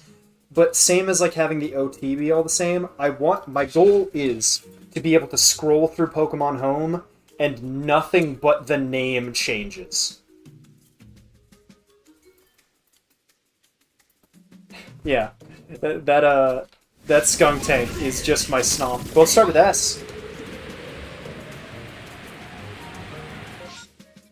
The Shiny Gods look at me and they say haha /S, but for serious. /S for serious. God, what was I talking about before that? The Snom? What else? Oh, you can sort Pokemon Home. Like, in the boxes, or just sort to search easy? Because that makes it a lot easier. I thought I was going to have to go and... I'm still going to have to name every box, like box 1 through 30, box 31 through 60. Same as how I have in this game. All the way to like 990 or whatever, however many there are now. 930-ish, whatever. Because the extra forms don't count. But if I can sort and they'll go in the right spot... Well, they won't go in the spot because it won't count empty spots. Yeah, you can just view it in order. Okay. That'll make it easier so that I don't have to use as much of an outside source to know what number they are. It is weird to me that I don't think Pokemon Home shows you their dex number.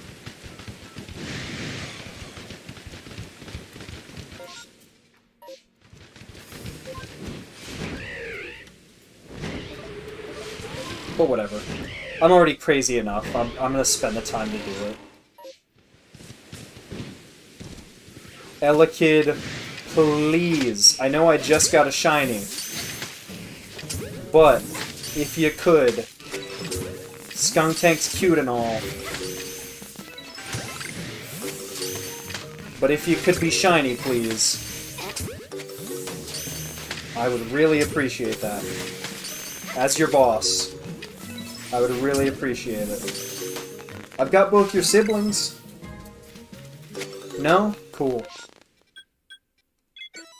Elekid is like approaching Ralts and Gardevoir, Kirlia, that whole line territory, where I feel like I've seen them and have tried to get them so many times that I must be over odds by quite a bit. Yeah, I'm probably going to end up having to do a home stream pretty soon.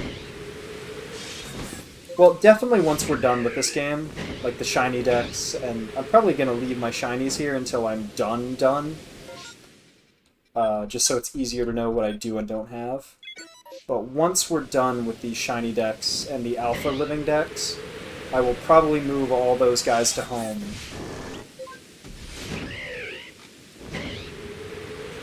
And that'll be a whole stream, pretty much, setting up home. It'd be a good setting up Pokemon Home ASMR stream. Just get all the nice clicks of sorting the boxes and talk in a low voice close to the mic. Put some rain ambience from this game in the background.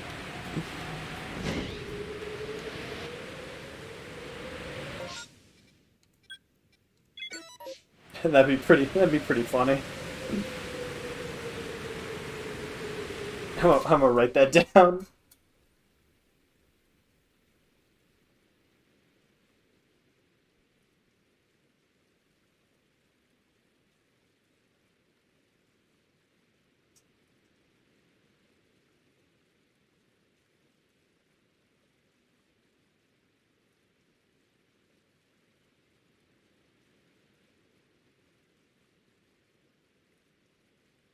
God, I'm pretty sure there's all that lo-fi is royalty free or whatever.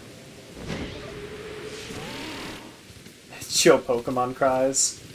Get some chat tots in there, you know. see if maybe there's some YouTube videos I could ask for permission to use. Any creators that like have made videos of like the best Pokemon cries or something.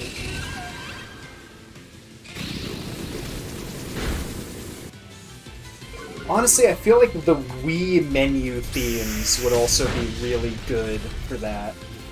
Because Pokemon Home has that like Wii Nintendo aesthetic. That's a good stream idea.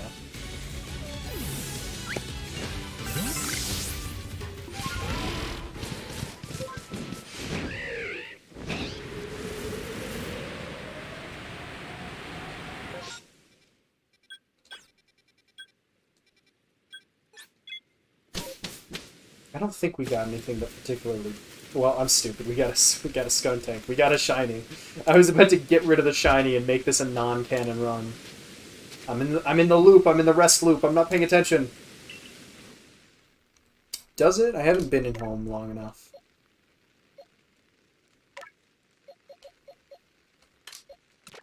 Skuntank? What's up, baby? What do we already have? Oh, they're both male, though.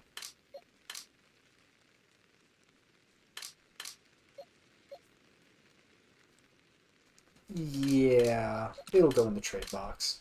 All I really care about is the consistency of the line. Or do I... Yeah, that one's male, too. Okay. The problem is, if home has all these noises... Those get really annoying to listen to. I don't know. I think home actually does have settings like a game, though. Where you can turn down sound effects and stuff.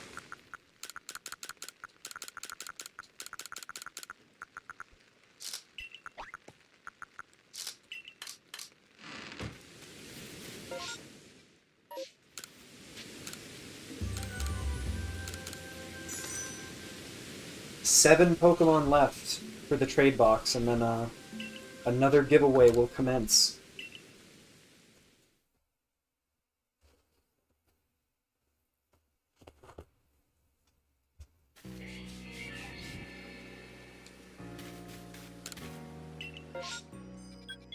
Okay, Scyther. Here's your time to shine.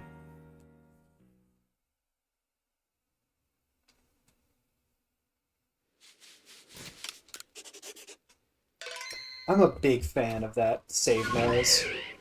It's like right up there with the Resident Evil typewriter sounds for me.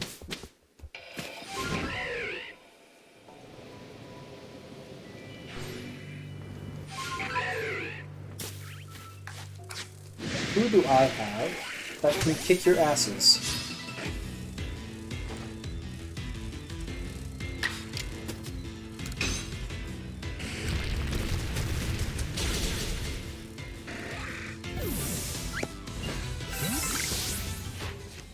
Now time to scroll and see if I can find where... Nice. Yeah, I do have to use strong. Strong rock slide and strong double edge. Double edge.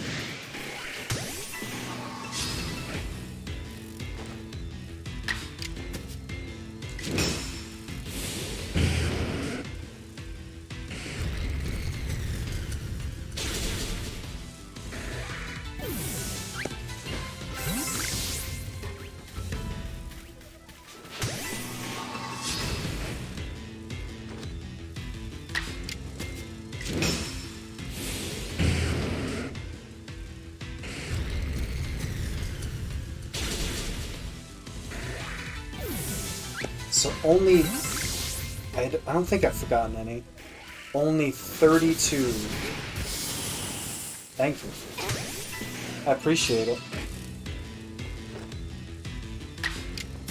Yeah, over the past month, I've gotten pretty much doubled the subs. I think it went from like 24 to 64 at this point, which I'm really happy about.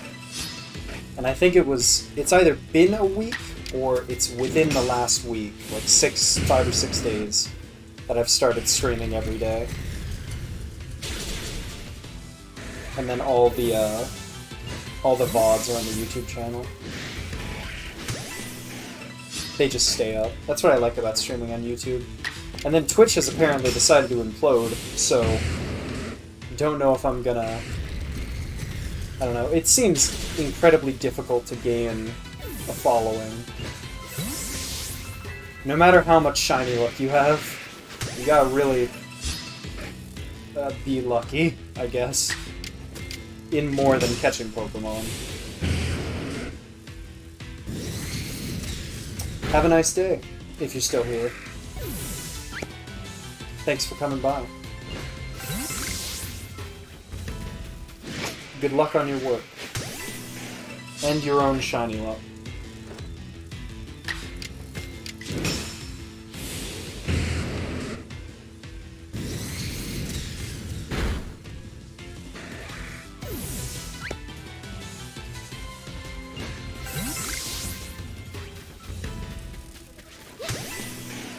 It's still so odd to me how beneficial it is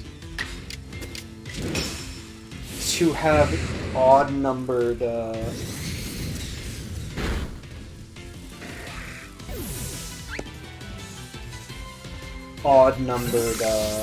move usage to get the most out of the moves.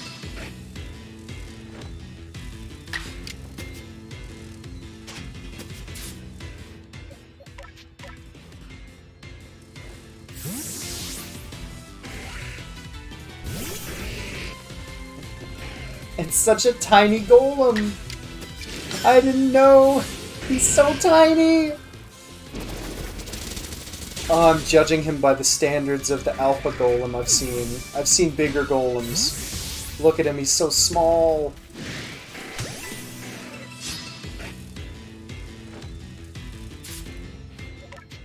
That's what normal golems look like, and I've just been spoiled by the big boys.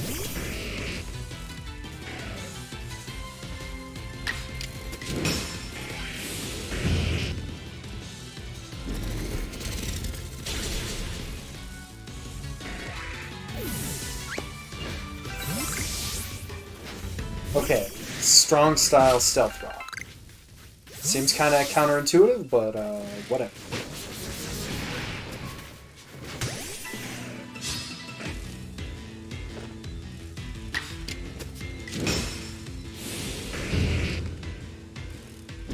Stealth rock's animation is so cool.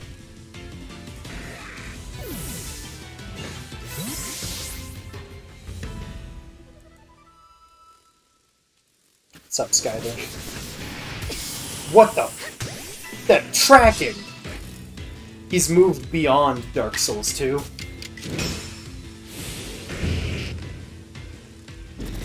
His tracking projectiles now go through himself. The controller is still at low battery.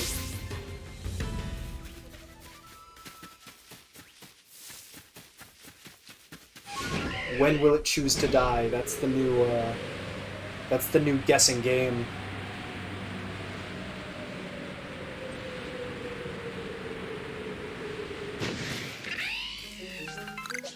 Would have been perfect if we got the final Shaky Tree Combi. Shake Tree Get Combi.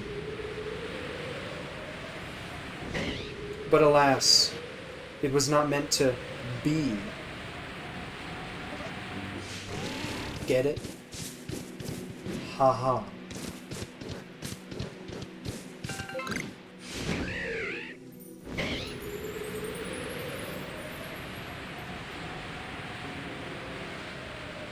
Didn't get the guaranteed shiny Beautifly there as usual, so gotta call up Papa Nintendo.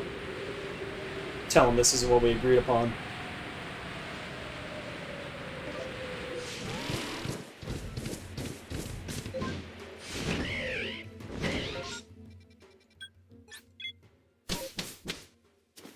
Apparently there was a Survivor Scyther, so I guess you get to live, because I didn't notice, yeah. Kinda blend into the background a little, bud. Okay, it says it's like 4-2-5-2. It's not as much as a man let it as much of a manlet as I had once suspected. Let me plug in the controller. Now I am tethered to the wall. And have to change my posture.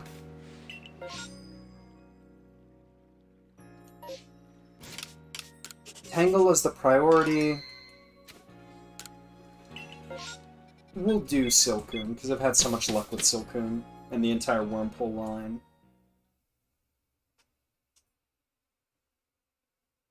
But we don't have any Tangela yet. We gotta tangle with Tangela.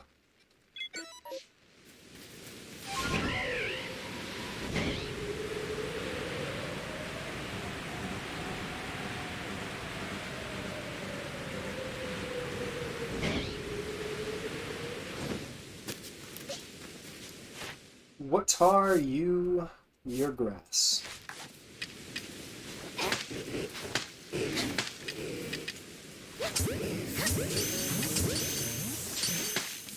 Could you stop running so weird?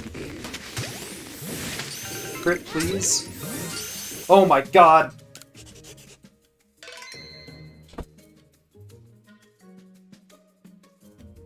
That's perfectly at the 4-hour mark.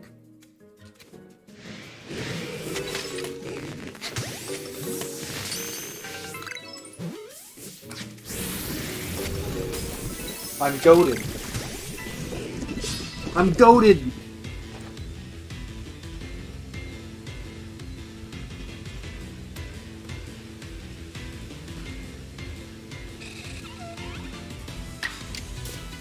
I think that combined with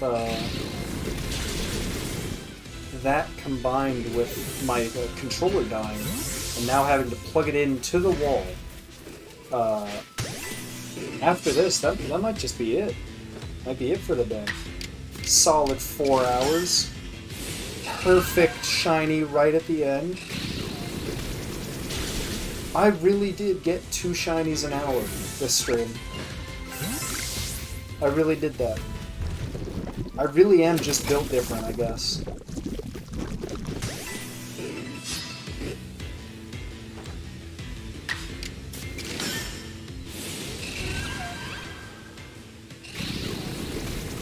Three of them were new. One was Kricketot, which made me come to a realization about how silly my brain is. Onyx. Now Tangela.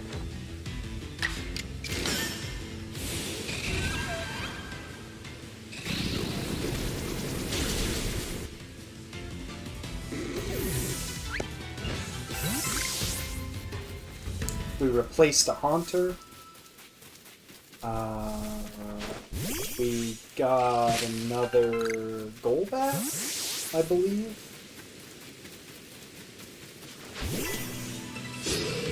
A lot of stuff happened.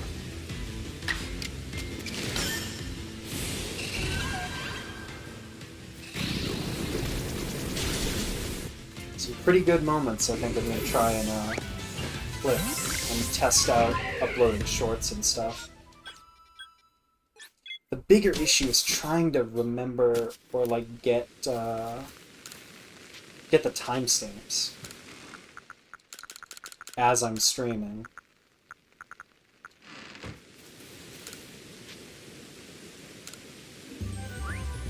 God. Tangela, not a bad green shiny. It's appropriate.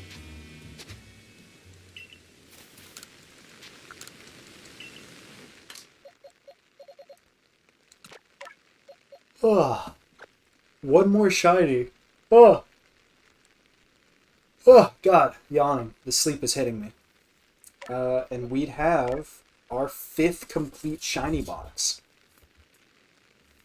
Which would be 150 shinies. Not redundant.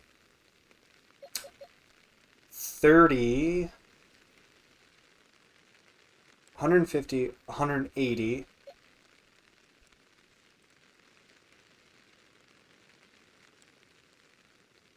201? And then some? So I've caught over 200 Pokemon now. I've definitely caught over 200 Pokemon. 200 shiny Pokemon. We passed 200 shiny Pokemon today. God damn. Feels good. Ooh. Feels good.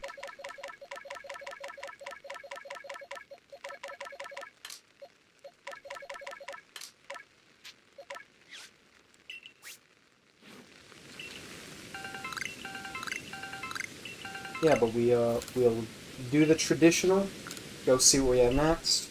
If it's something crazy, we'll go check it out. If not, that'll be it.